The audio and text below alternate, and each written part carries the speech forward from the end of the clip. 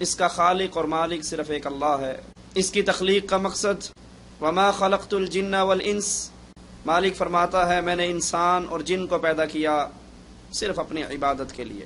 اللہ کی مخلوق، اللہ کے بندے جب وہ اپنے مالک کو بھول گئے، ایک سچے اللہ کو بھول گئے، اس کی عبادت کے اندر، اس ذات کے اندر، اس کی صفات کے اندر غیروں کو شامل کرنا شروع کر دیا، تو پھر مالک نے اپنے بندوں کی ہدایت کے لیے انبیاء کا سلسلہ چلایا۔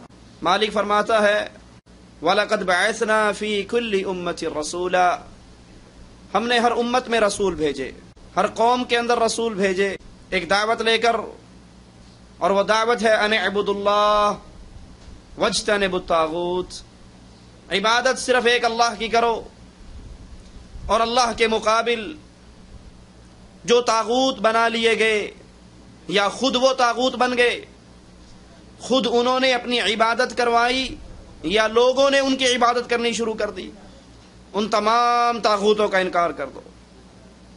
انبیاء کا یہ سلسلہ چلتا رہا، انبیاء آتے رہے، زمین کی اصلاح ہوتی رہی، یہاں تک کہ محمد الرسول اللہ صلی اللہ علیہ وسلم تشریف لائے، اپنی قوم کو اکٹھا کیا، پہاڑی پہ چڑھے، اپنی ذات ان کے سامنے پیش کی اور کہا میں نے تمہارے اندر 40 سال گزارے، هل وجدتمونی صادقا او کاذبا، مجھے سچا پایا یا جھوٹا؟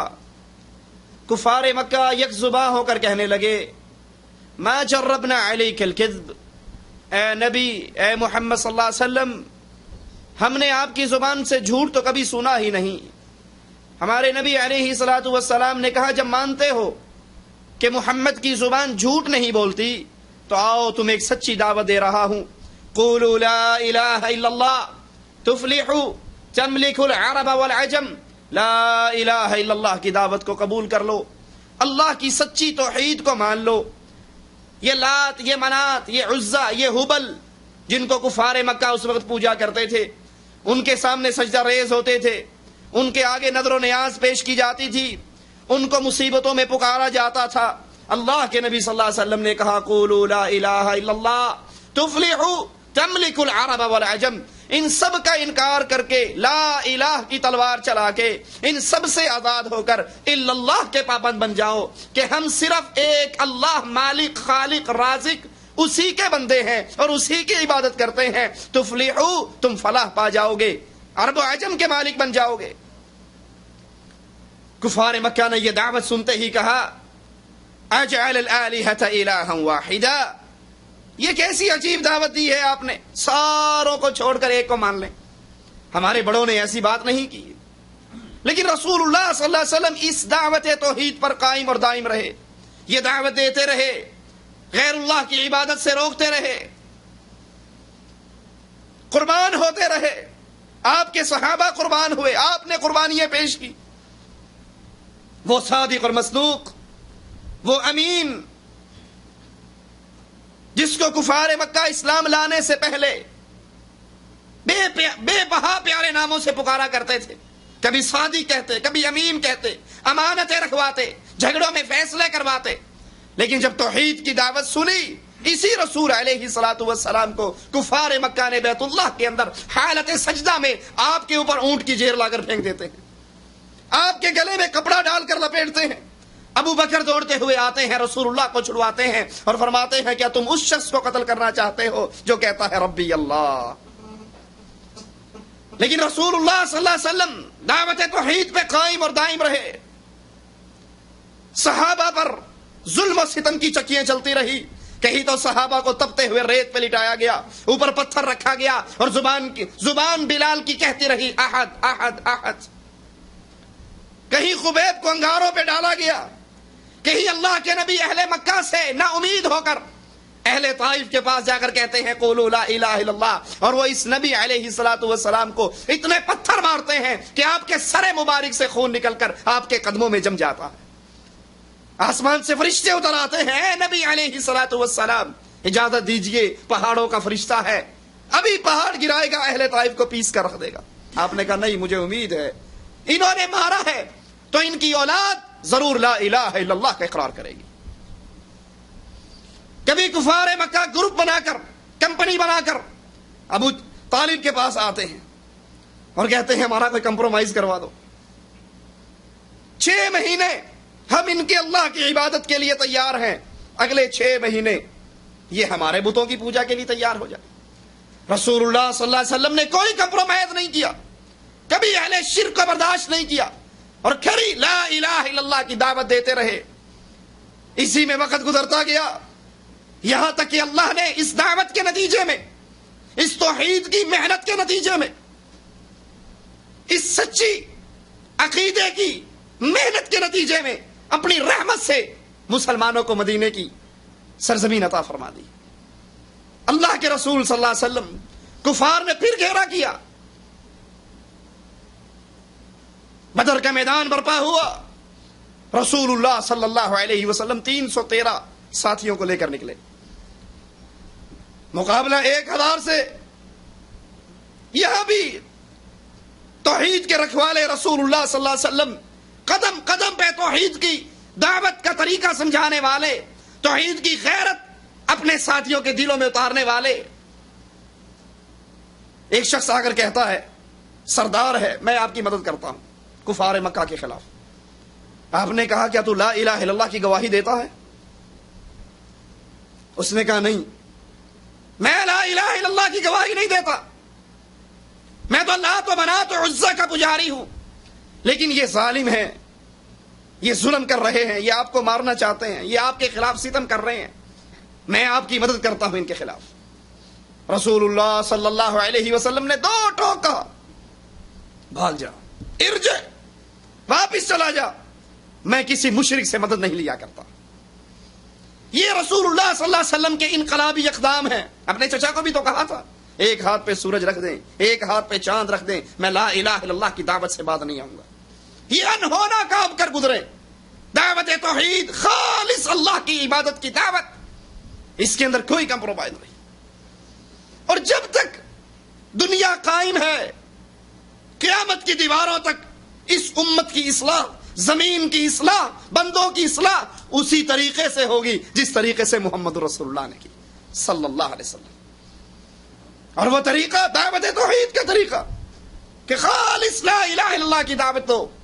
اس عقیدے, اس کلمے, اس ایمان کی بنیاد پہ لوگ آپ کے ساتھ ملتے جائیں, شرک سے الگ ہوتے جائیں, غیر اللہ کی عبادت سے الگ ہوتے جائیں, غیر اللہ کی پکار کو چھوڑتے رہیں, غیر اللہ کو اللہ کی ذات و صفات و عبادت میں شرک کرنے سے, شریک بنانے سے بات آتے جائیں. جب یہ موحدین کا ٹولہ اکٹھا ہو جاتا ہے, اللہ زمین کی اصلاح کر دیتا. یہی ایک راستہ ہے امت کی اصلاح کا. امام مالک رحمت اللہ علیہ, اہل سنت کے امام, بڑی عجیب بات کہا کرتے تھے کہ اس امت کے آخری لوگوں کی اصلاح بھی اسی طریقے سے ہوگی جس طریقے سے اس امت کے ابتدائی لوگوں کی اصلاح ہوئی.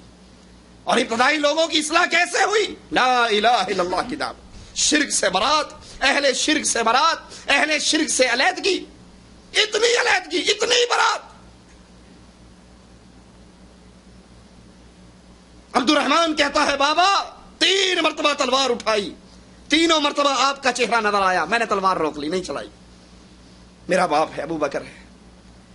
جواب میں کہتے ہیں بیٹے خوش قسمتی ہے تیری کہ تیری گردن میری تلوار کے نیچے 1 مرتبہ بھی نہیں آئی, اور 1 مرتبہ بھی اگر تیری گردن میری تلوار کی زد میں آ جاتی, لخت جگر نہ سمجھتا, رب کا گستاخ سمجھتا, مشرک سمجھتا, اور تیری گردن کو کاٹ ڈالتا. آج بھی اگر کوئی جماعت, آج بھی اگر کوئی تنظیم, آج بھی اگر کوئی گروہ امت کی اصلاح کرنا چاہتا ہے, اس کے لیے آئیڈیل محمد رسول اللہ صلی اللہ علیہ وسلم کی یہ سیرت ہے کہ لا الہ الا اللہ پر اکٹھے ہو جاؤ.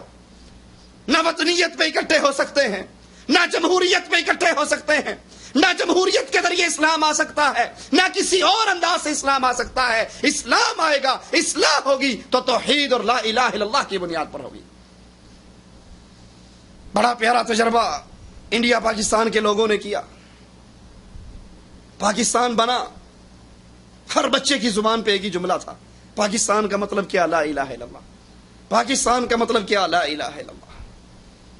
چھوٹا بھی, بڑا بھی, امیر بھی, غریب بھی, بچے مر رہے ہیں، عزتیں لٹ رہی ہے، مال برباد ہو رہا ہے، زمیندار اپنی زمینوں کو چھوڑ کر پاکستان کی طرف دوڑ لگا رہے ہیں کہ پاکستان کا مطلب کیا؟ لا الہ الا اللہ۔ انقلاب آ رہا، وہ انقلاب آ گیا، انڈیا تقسیم ہوا، پاکستان وجود میں آیا، نام لا الہ کا لیا گیا، لیکن لا الہ الا اللہ کا تعارف نہیں کروایا، لا الہ الا اللہ کی دعوت نہیں دی، لا الہ الا اللہ کی پہچان نہیں کی۔ شرک کرنے والا بھی لا الہ الا اللہ پڑھ رہا ہے، دربار پوجنے والا بھی لا الہ الا اللہ پڑھ رہا ہے، یہ سارے شرکی عمل بھی ہیں، لا الہ الا اللہ بھی ہے۔ اس کے سمجھ، اس کا تعارف، اس کا فہم، اس کی سوچ کسی کے دل و دماغ میں نہیں ہے، صرف لا الہ الا اللہ کا نعرہ ہے۔ جمہوریت کی بنیاد ہے، پاکستان بن گیا، مارد وجود میں آ گیا، سال ہا سال گزر گئے۔ جس طرح اسلام ابتدا میں انڈیا کے وقت اس خطے پر اسلام نہیں تھا، ویسے ہی آج کا دور بھی آ چکا ہے، لیکن لا الہ الا اللہ کی دعوت وہاں پر قائم نہیں ہو سکی۔ کیوں؟ بڑی موٹی مثال ہے۔ کیا قربانیاں تھوڑی؟ کیا پاکستان بنتے ہوئے قربانیاں تھوڑی دی گئی؟ کیا بچے تھوڑے مرے؟ کیا عزتوں کے جنازے تھوڑے نکلے؟ کیا زمین اور جائیداد، مال یہ تھوڑے چھوڑے گئے؟ نہیں، قربانیوں کے انبار ہے، لیکن طریقہ محمد رسول اللہ کا نہیں ہے صلی اللہ علیہ وسلم۔ کچھ لوگوں نے اس فکر کو پہچانا بھی، اور ان لوگوں کے اندر سے قیام پاکستان کے وقت ایک بہت بڑے بزرگ سید مودودی صاحب تھے۔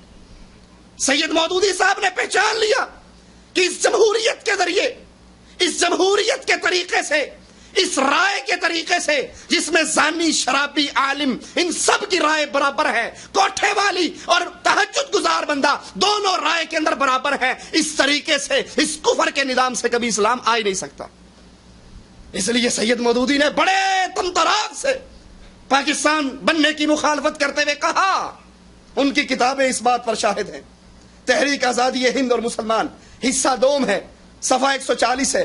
کہتے ہیں ایک قوم کے تمام افراد کو صرف اس وجہ سے کہ وہ نسلاً مسلمان ہیں، پیدائشی مسلمان ہیں، باپ اور ماں ان کی مسلمان تھی، حقیقی مسلمان فرد کر لینا اور یہ امید کرنا کہ ان کے اجتماع سے جو کام بھی ہوگا اسلامی اصولوں پر ہوگا، پہلی اور بنیادی غلطی ہے۔ بڑی پیاری بات سید مودودی کہ اس بنیاد پر یہ سمجھ لینا کہ چونکہ ہم کلمہ گو ہیں، ہماری ختمیں ہوئی ہے، نام عبداللہ عبد الرحمن ہے، ہم مل کر جو بھی کریں گے اسلام لائیں گے۔ پاکستان کا مطلب کیا؟ لا الہ الا اللہ، تو لا الہ الا اللہ غالب ہو جائے گا؟ یہ پہلی اور بنیادی غلطی ہے۔ یہ عظیم انسانوں کا گروہ جس کو مسلمان قوم کہا جاتا ہے، اس کا حال تو یہ ہے کہ اس کے 1000 میں سے 999 افراد نہ اسلام کا علم رکھتے ہیں، نہ حق اور باطل کی تمیز سے آشنا ہے، نہ ان کا اخلاقی نقطہ نظر اور ذہنی رویہ اسلام کے مطابق تبدیل ہوا ہے۔ باپ سے بیٹے، بیٹے سے پوتے کو بس مسلمان کا نام ملتا چلا آیا، اس لیے یہ مسلمان ہے، اس لیے یہ مسلمان ہے۔ نہ انہوں نے حق کو حق جان کر قبول کیا، نہ باطل کو باطل جان کر ترک کیا۔ ان کی اکثریت کی رائے کے ہاتھ میں باغے دے کر اگر کوئی یہ امید رکھتا ہے کہ اسلام کی گاڑی اسلام کے راستے پہ چل گئی، یہ تو خوش فہمی میں مبتلا ہے۔ چند لوگ اکٹھے ہو جائیں جو نام کے مسلمان ہو، نہ انہوں نے حق کو جانا، نہ انہوں نے حق کو پرکھا، نہ انہوں نے حق کو پہچانا، اب وہ مسلمان ہیں اس لیے اسلام لے آئیں گے۔ اس گروہ کو اس لیے مسلمان مان لیا جائے کہ ان کا باپ اور دادا مسلمان تھا۔ سید مودودی نے کہا یہ بہت بڑی غلطی اور بہت بڑی خوش فہمی ہے۔ لیکن جب پاکستان بن گیا، اسٹیٹ مارد وجود میں آ گئی، اسی جمہوریت کو جس کو نظام کفر کہہ رہے ہیں، جس کو غیر اسلامی نظام کہہ رہے ہیں، جن کے رہنے والوں کو کلمے سے ناواقف کہہ رہے ہیں، جب خود پاکستان بنا، جماعت اسلامی میدان میں آئی، تو وہ بنیادی فرق جو سید مودودی نے پاکستان کے بننے سے پہلے کھینچا تھا کہ اسلام غالب آئے گا، حکومت اسلامی بنے گی، اسلام کی سٹیٹ بنے گی، تب جب ایک ایک فرد کو لا الہ الا اللہ کی تمیز ہوگی، جب ایک ایک بندہ عقیدہ توحید پہ اکٹھا ہوگا، جب ایک ایک آدمی اللہ کی وحدانیت کو ماننے والا بن جائے گا، جب یہ ہوگا تو انقلاب آئے گا، اور جب یہ نہیں ہوگا، افراد سازی نہیں ہوگی، دعوت توحید نہیں ہوگی، ہر بندے کا اخلاق درست نہیں کیا جائے گا، توحید ان کے اندر رچائی اور بسائی نہیں جائے گی، اس توحید کے بغیر اہل شرک بھی ہو، اہل کفر بھی ہو، اہل بدعت بھی ہو، اور نام کے مسلمان ہونے کی وجہ سے ان کے مجمع کو مسلمان کہہ دیا جائے، یہ انقلاب کا راستہ نہیں۔ لیکن کاش جماعت اسلامی والے بھائی اور سید مودودی اس منہج پر قائم رہتے تو یہ بڑی اعلیٰ سوچ تھی، لیکن جو ہی پاکستان بنا انہوں نے اپنے راستوں کو بدل دیا۔ یہ ہمارے ہاتھ کے اندر مکاتیب سید مودودی، سید ابو الاعلی مودودی حصہ دوم، ترتیب دیا ہے اس کو آصم نعمانی نے، شائع کیا ہے Islamic public share limited Lahore, اور اس کا صفحہ نمبر 246 ہے۔ صفحہ 246 پر ایک شیعہ کو خط لکھ رہے ہیں، 24 اکتوبر 1970، 24 اکتوبر 1970 کو یہ خط لکھا گیا۔ محترمی و مکرمی السلام علیکم، آپ کا عنایت نامہ ملا۔ جماعت اسلامی کے دروازے شیعہ حضرات کے لیے کبھی بند نہ تھے۔ جو شخص بھی جماعت کے مقصد سے اتفاق کرے وہ اس کا متفق بن سکتا ہے، اور جو جماعت کے دستور کو قبول کر لے وہ رکن بھی بن سکتا ہے۔ یہ جماعت تو فرقہ بندی کے تعصبات کو ختم کرنے کے لیے بنی۔ اس میں ہر فرقے کا مسلمان اپنے مسلک پہ قائم رہتے ہوئے اسلام کی سربلندی اور اسلامی نظام کے قیام کے مقصد کی خاطر دوسرے مسلکوں کے مسلمانوں سے مل کر کام کر سکتا ہے۔ میں نہ آپ سے شیعہ عقیدہ و مسلک چھوڑنے کا مطالبہ کرتا ہوں، ان الفاظ پہ غور کیجئے، میں آپ سے شیعہ مسلک اور عقیدہ چھوڑنے کا مطالبہ نہیں کرتا، آپ مجھ سے سنی عقیدہ اور مسلک چھوڑنے کا مطالبہ نہ کریں۔ سنی اور شیعہ ہوتے ہوئے بھی ہم مسلمان ہیں، اسلام کی خدمت مل کر سکتے ہیں۔ آپ خلافت راشدہ کو قبول نہیں کر سکتے تو نہ کیجئے، کوئی آپ سے یہ مطالبہ نہیں کرتا کہ آپ پہلے 3 خلیفہ ابو بکر عمر عثمان کو تسلیم کر لیں، آپ سے کوئی یہ مطالبہ نہیں کرتا، ہم آپ سے مطالبہ نہیں کرتے آپ شیعہ مذہب کو چھوڑ دیں، اور آپ ہم سے مطالبہ نہ کریں کہ ہم سنی مذہب کو چھوڑ دیں۔ آئیے مل جائیں، اکٹھے ہو کر اس دنیا کے اندر حکومت الہیہ کے لیے محنت کریں، قیام دین کا قیام، اس کے لیے محنت کریں۔ قیام دین، سربلندی یہ دین واجب ہے، ضروری ہے مسلمانوں پر، لیکن اس کے لیے نقشہ وہی ہوگا، راستہ وہی ہوگا جو محمد رسول اللہ صلی اللہ علیہ وسلم متعین کر کے گئے۔ اور وہ راستہ کیا ہے؟ بدر کا معرکہ ہے، مشرک آ رہا ہے، آپ پوچھتے ہیں کیا تو اللہ کی وحدانیت کو تسلیم کرتا ہے؟ اس نے کہا نہیں، میں تو لات و منات کا پجاری ہوں۔ کہا پھر بھاگ جا، محمد مشرک کی مدد لیا نہیں کرتے صلی اللہ علیہ وسلم۔ لا الہ الا اللہ عقیدہ ہے، لا الہ الا اللہ منہج ہے، لا الہ الا اللہ راستہ ہے، لا الہ الا اللہ تحریک ہے، لا الہ الا اللہ اقامت دین ہے۔ جو اس کو سمجھتا ہے وہ دین کو قائم کرتا ہے، اور جو اس کو نہیں سمجھتا اس نے دین کی بنیاد کو ہی گرا دیا۔ اسی طرح کراچی 15 جون سید مودودی آج شام اپنی قیام گاہ پر مقامی قائدین میں عام ملاقاتیوں کے سوالات کے جواب دے رہے تھے۔ مولانا نے کہا کہ جماعت اسلامی شیعہ حضرات کے مخالف نہیں، اور نہ اس سلسلے میں کوئی غلط فہمی باقی رہنی چاہیے۔ شیعہ حضرات کے لیے کئی مواقع پر جماعت کے ساتھ تعاون کر چکے ہیں، اور جماعت اسلامی نے گزشتہ 23 سالوں میں شیعہ برادری کے خلاف کوئی کام نہیں کیا۔ مختلف فرقوں کے بارے میں ایک سوال کو جواب دیتے ہوئے سید مودودی نے کہا جماعت اسلامی میں اہل حدیث، بریلوی، دیوبندی، شیعہ تمام فرقوں کے لوگ ہیں، اور ان میں کبھی کوئی جھگڑا نہیں ہوا۔ ہر شخص اپنے مسلک کے مطابق عمل کرتا ہے۔ اگر جماعت اسلامی برسر اقتدار آ گئی تو ہر فرقے کے پیروکار اپنے اپنے مسلک پہ عمل کرنے کی پوری آزادی ہوگی۔ کچھ بے خبر لوگ کسی علم کے بغیر دور سے یہ کہہ کر لوگوں کو ڈرا رہے ہیں کہ جماعت اسلامی اگر برسر اقتدار آ جاتی ہے تو نظر و نیاز اور مزاروں پر کل چڑھانے کے لیے پابندی لگا دے گی۔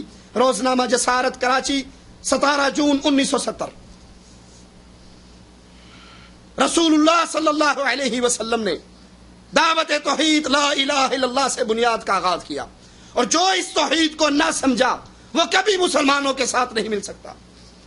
قیام دین کا قیام کرنا، توحید کا قیام کرنا ہے، توحید کو قائم کرنا ہے۔ اور شیعہ حضرات دو ٹوک واضح ترین مسلک ہے کہ ان کے چھوٹے اور بڑے اللہ کی ذات میں شرک کرتے ہیں، اللہ کی عبادت میں شرک کرتے ہیں، اللہ کی صفات میں شرک کرتے ہیں۔ یہ کوئی جذباتی بات نہیں، یہ ہمارے ہاتھ کے اندر شیعہ بھائیوں کی کتابیں ہیں، اس کا حضرت علی رضی اللہ عنہ وارضا کو وہ اللہ عز و جل کی صفات دیتے ہیں. جتنی صفتیں مالک کی ہیں وہ ایک ایک صفتیں کر کے اللہ عز و جل کی صفت کو حضرت علی کے اندر داخل کرتے ہیں. یہ ہمارے ہاتھ میں جلاء العیون جلد دوم ملا باقر مجلسی کی، جس کو شائع کیا ہے جنرل بک ایجنسی انصاف پریس لاہور. جلاء العیون ہے، حصہ دوم ہے. اس حصہ دوم کے اندر حضرت علی کے بارے میں غلو کرتے ہوئے شیعہ کے بنیادی عالم، کوئی آج کل کے مولوی کا ذکر نہیں ہو رہا، بنیادی عالم ملا باقر مجلسی، وہ کہتے ہیں کہ حضرت علی نے اپنے خطبات میں فرمایا، حالانکہ حضرت علی اس جھوٹ سے پاک ہیں، بری ہیں. علی رضی اللہ عنہ وارضا اللہ کے مواحد سچے ولی بندے، چوتھے خلیفہ، حضرت حسنین کے بابا، وہ اس جھوٹ اور اس شرک سے پاک ہیں. لیکن ان کی طرف نسبت کرتے ہیں کہ انہوں نے کہا میں وہ ہوں جس کے پاس غیب کی کنجیاں ہیں. اور مالک کہتا ہے عالم الغیب اللہ ہے، فلا یظہر علی غیبہ احدا، وہ اپنے غیب کو کسی پر ظاہر نہیں کرتا سوائے اپنے رسولوں کے، کہ ان کو وہ بات پہنچا دیتا ہے جو بات امت تک پہنچانی ہوتی ہے. اور علی نے کہا غیب کی ساری کنجیاں میرے پاس ہیں، جنہیں بعد رسول کے میرے کوئی نہیں جانتا. میں یوم حساب کا مالک ہوں. ہم کہتے ہیں نا مالک یوم الدین، اللہ تو حساب کے دن کا مالک ہے. کہا علی نے کہا میں حساب کے دن کا مالک ہوں، میں صراط اور میدان حشر کا مالک ہوں، میں جنت اور جہنم کو تقسیم کرنے والا ہوں، میں اول آدم ہوں، میں اول نوح ہوں، میں جبار کی آیت ہوں، میں اسرار کی حقیقت ہوں، میں درختوں کو پتوں کا لباس دیتا ہوں، میں درختوں کو پتوں کا لباس دیتا ہوں، میں پھلوں کو پکانے والا ہوں، میں چشموں کو جاری کرنے والا ہوں، میں نہروں کو بہانے والا ہوں، میں علم کا خزانہ ہوں. اب وہ تمام صفتیں جو خالص ایک اللہ عز و جل کی صفتیں ہیں، وہ ساری صفتیں حضرت علی کو دی جا رہی ہیں. اور یہاں پر یہ دوسری کتاب ہمارے ہاتھ میں ہے الانوار النعمانیہ، جس کا رائٹر ہے سید نعمت اللہ الموسوی الجزائری. 1112 میں ہجری میں یہ کتاب لکھی گئی. اس کے اندر شیعہ مذہب کا بانی عبداللہ ابن سبا کے بارے میں لکھتے ہیں کہ اس نے قال عبداللہ ابن سبا لعلی علیہ السلام انت الالہ حقا، کہ سچا اللہ، سچا الہ اصل میں حضرت علی ہے. اب جن کے عقیدوں میں اتنا کھلا شرک ہو، جن کے عقیدے شرک سے بھرے پڑے ہو، یہ ہمارے پاس ایک اور کتاب ہے بصائر درجات، اس کا نام ہے، رائٹر محمد شریف بن شیر محمد رسولوی پاکستانی، مکتبہ الساجد شمس آباد کالونی ملتان سے یہ کتاب شائع کی گئی ہے. اس کا صفحہ نمبر 22 ہے، جس پر پھر وہی حضرت علی کو اللہ کی صفات دیتے ہوئے لکھتے ہیں میں اللہ کے اسماء الحسنہ ہوں، اس کی بلند مثالیں ہوں، میں آیات کبریٰ ہوں، میں جنت اور جہنم کا مالک ہوں، جنتی کو جنت میں، جہنمی کو جہنم میں میں ٹھہراؤں گا، جنتیوں کی شادی میں کروں گا، جہنمیوں کا عذاب میں دوں گا. پوری دنیا، پوری مخلوقات نے میری طرف لوٹ کر آنا ہے، پوری دنیا نے، پوری خلق نے. قرآن کہتا ہے فَحَسِبْتُمْ أَنَّمَا خَلَقْنَاكُمْ عَبَثًا وَأَنَّكُمْ إِلَيْنَا لَا تُرْجَعُونَ، اے لوگو تم نے یہ گمان کر لیا اللہ نے تمہیں بیکار پیدا کیا، تم نے لوٹ کر اللہ کی طرف نہیں آنا. یہاں شیعوں کا امام کہتا ہے کہ نہیں، حضرت علی نے کہا پوری کائنات نے لوٹ کر حضرت علی کی طرف آنا ہے. میں اللہ کی حجت ہوں دنیا پر. بادل، رعد، بجلی، تاریکی، روشنی، ہوائیں، پہاڑ، سمندر، ستارے، سورج، چاند، سارے میرے تابع کر دیے گئے. میں ہوں جس نے عاد اور سمود، اصحاب رس کو اور ساری قوموں کو ہلاک کیا. میں ہوں جس نے بڑے بڑے جابروں کو ذلیل کیا. میں نے فرعون کو ہلاک کیا. میں نے موسیٰ کو نجات دی. غرض وہ جتنی اللہ عز و جل کی صفتیں ہیں، وہ ساری صفتیں ایک اللہ عز و جل سے چھین کر حضرت علی کے اندر دی جا رہی ہیں. اور یہ کھلا ہوا شرک ہے. ایسا کرنے والا کھلا ہوا مشرک ہے، اسلام سے خارج ہے، کافر ہے، اس کے کفر میں کوئی شک نہیں. جب یہ مشرک ہے، مشرک توحید کا دشمن ہوا کرتا ہے، وہ توحید کو غالب نہیں کیا کرتا. رسول اللہ صلی اللہ علیہ وسلم نے لا الہ الا اللہ کی بنیاد پر اسلام کو قائم کیا، اسلام کی دعوت دی، لا الہ الا اللہ کو قائم کیا. اور جو یہ کہے کہ علی مشکل کشا ہے، علی حاجت روا ہے، علی اولاد دینے والا ہے، علی رزق دینے والا ہے، علی خزانے دینے والا ہے، علی موت و حیات کا مالک ہے، وہ اللہ کی صفات میں اللہ کے ساتھ شرک کر رہا ہے. اس کے اندر ایمان کے کوئی ایک ذرہ بھی باقی نہیں.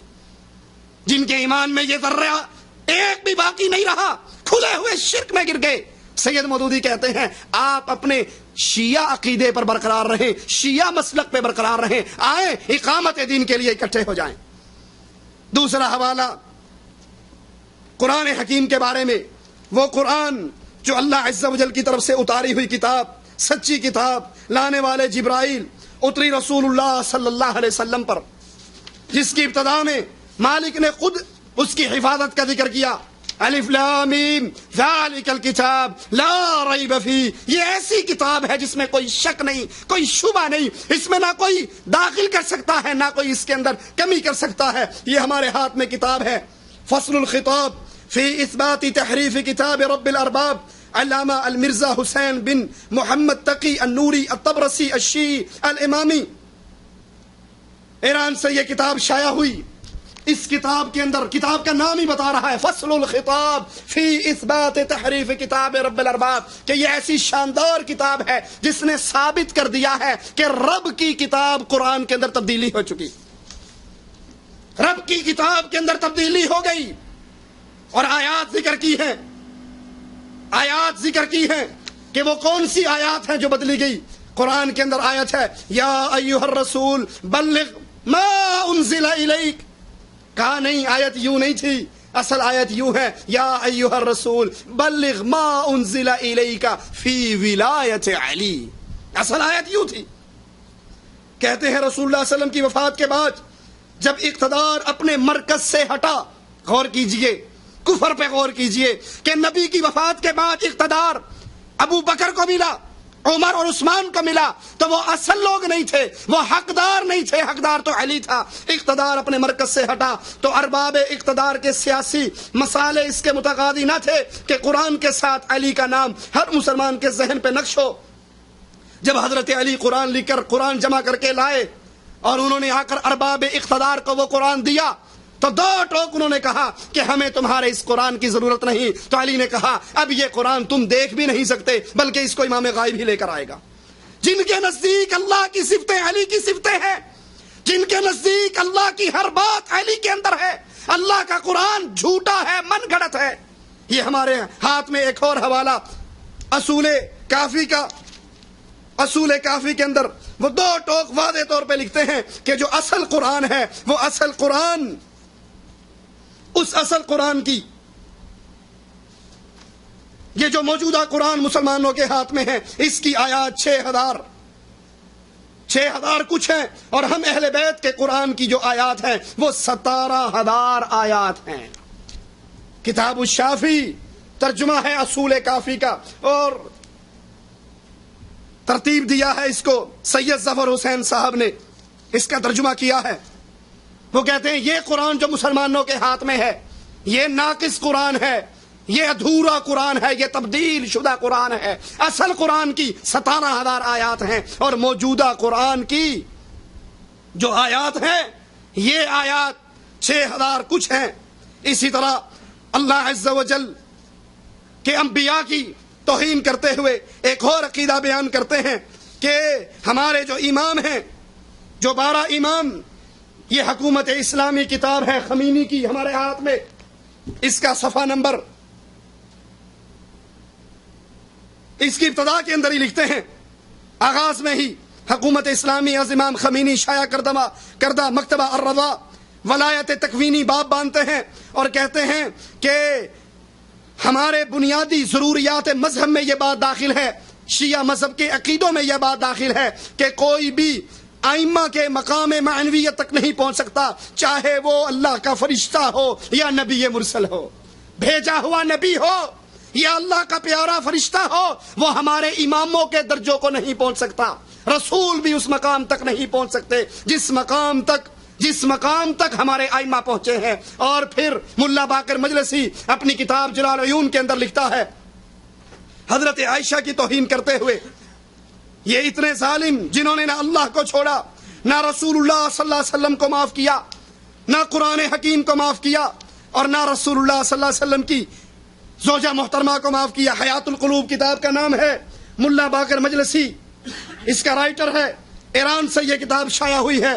اپنے امام کے بارے میں کہتا ہے، ابن بابویہ نے بسند معتبر حضرت صادق سے روایت کیا، 3 اشخاص ایسے ہیں جنہوں نے جناب رسول خدا پر جھوٹ بہت باندھا، ایک ابو ہریرہ ہے، دوسرا انس بن مالک ہے، اور تیسری عائشہ ہے۔ اور جب ہمارے امام آئیں گے، امام محمد باقر سے روایت ہے، جب حضرت قائم آل محمد امام 12واں امام غائب ظاہر ہوں گے، عائشہ کو زندہ کریں گے، اس پہ حد جاری کریں گے۔ اگر میں شیعوں کے عقیدے ہی بیان کرنا شروع کر دوں تو شاید یہاں پر رات گزر جائے۔ یہ 2-4 نمونے میں نے آپ کو دکھائے کہ ان کے عقیدوں کے مطابق اللہ کا قرآن سچا قرآن نہیں، حضرت علی مشکل کشا ہیں، حاجت روا ہیں، موت و حیات کے مالک ہیں، زندگی ان کے ہاتھ میں ہے، مارتے وہ ہیں، نجات وہ دیتے ہیں، جنت ان کی ہے، جہنم ان کی ہے، اس کے قاسم وہ ہیں۔ قرآن جھوٹا ہے، بلکہ رسول کافی میں تو یہاں تک وضاحت ہے، ارتد الناس بعد النبی، سارے صحابہ رسول اللہ کی وفات کے بعد مرتد ہو گئے، سوائے چند 3 صحابہ کے، مقداد، سلمان، ابو ذر، یہ 3 مسلمان بچے، باقی سارے کافر ہو گئے، کوئی مسلمان نہیں رہا۔ علی کہاں گے، حسن کہاں گے، حسین کہاں گے، عباس کہاں گے، عقیل کہاں گے، اہل بیت کو بھی نکال دیا۔ اب جن کی عقیدے لا الہ الا اللہ سے ٹکرا رہے ہیں، جن کی عقیدے اللہ کی دشمنی پر ہیں، جن کے عقیدے اسلام کی دشمنی پر ہیں، قرآن کی دشمنی پر ہیں، وہ کس طرح اللہ کے دین کو نافذ کر سکتے ہیں؟ اور سید مودودی نے اس پاکستان بننے کے بعد پوری جماعت اسلامی وہ شیعہ بھائیوں کو 2 ٹوک کہتی ہے، ہمارے دروازے کھلے ہیں، آپ تشریف لائیں، ہماری جماعت کے رکن بنے، ہمارے ساتھ بنے، آپ اپنے مذہب پر باقی رہیں، اپنے عقیدے پہ باقی رہیں، آپ سے کوئی نہیں کہے گا کہ آپ ابو بکر، عمر، عثمان کو غاصب کہتے ہو، آپ اس کو ظالم کہتے ہو، آپ کہتے ہو انہوں نے علی سے حکومت کو چھینا تھا، یہ غاصب اور جابر اور ظالم ہیں۔ آپ سے کوئی نہیں کہے گا کہ آپ خلافت راشدہ کو تسلیم کر لو، آپ ہم سے نہ کہو کہ ہم سنی مذہب کو چھوڑ دیں۔ اور جب ایران کے اندر شیعوں کا انقلاب آیا تو جماعت اسلامی نے باقاعدہ ایران والوں کو خطوط لکھے، اور ہمارے پاس یہ کتاب موجود ہے خمینی کی حکومت اسلامیہ، جس کا ترجمہ انڈیا کی جماعت اسلامی نے بھی شائع کیا، اور اس کا ترجمہ پاکستان کی جماعت اسلامی نے بھی شائع کیا، اور اسی کے اندر یہ بات موجود ہے کہ ہمارے اماموں کا جو مقام ہے، اس مقام پر نہ کوئی فرشتہ پہنچ سکتا ہے، نہ رسول پہنچ سکتے۔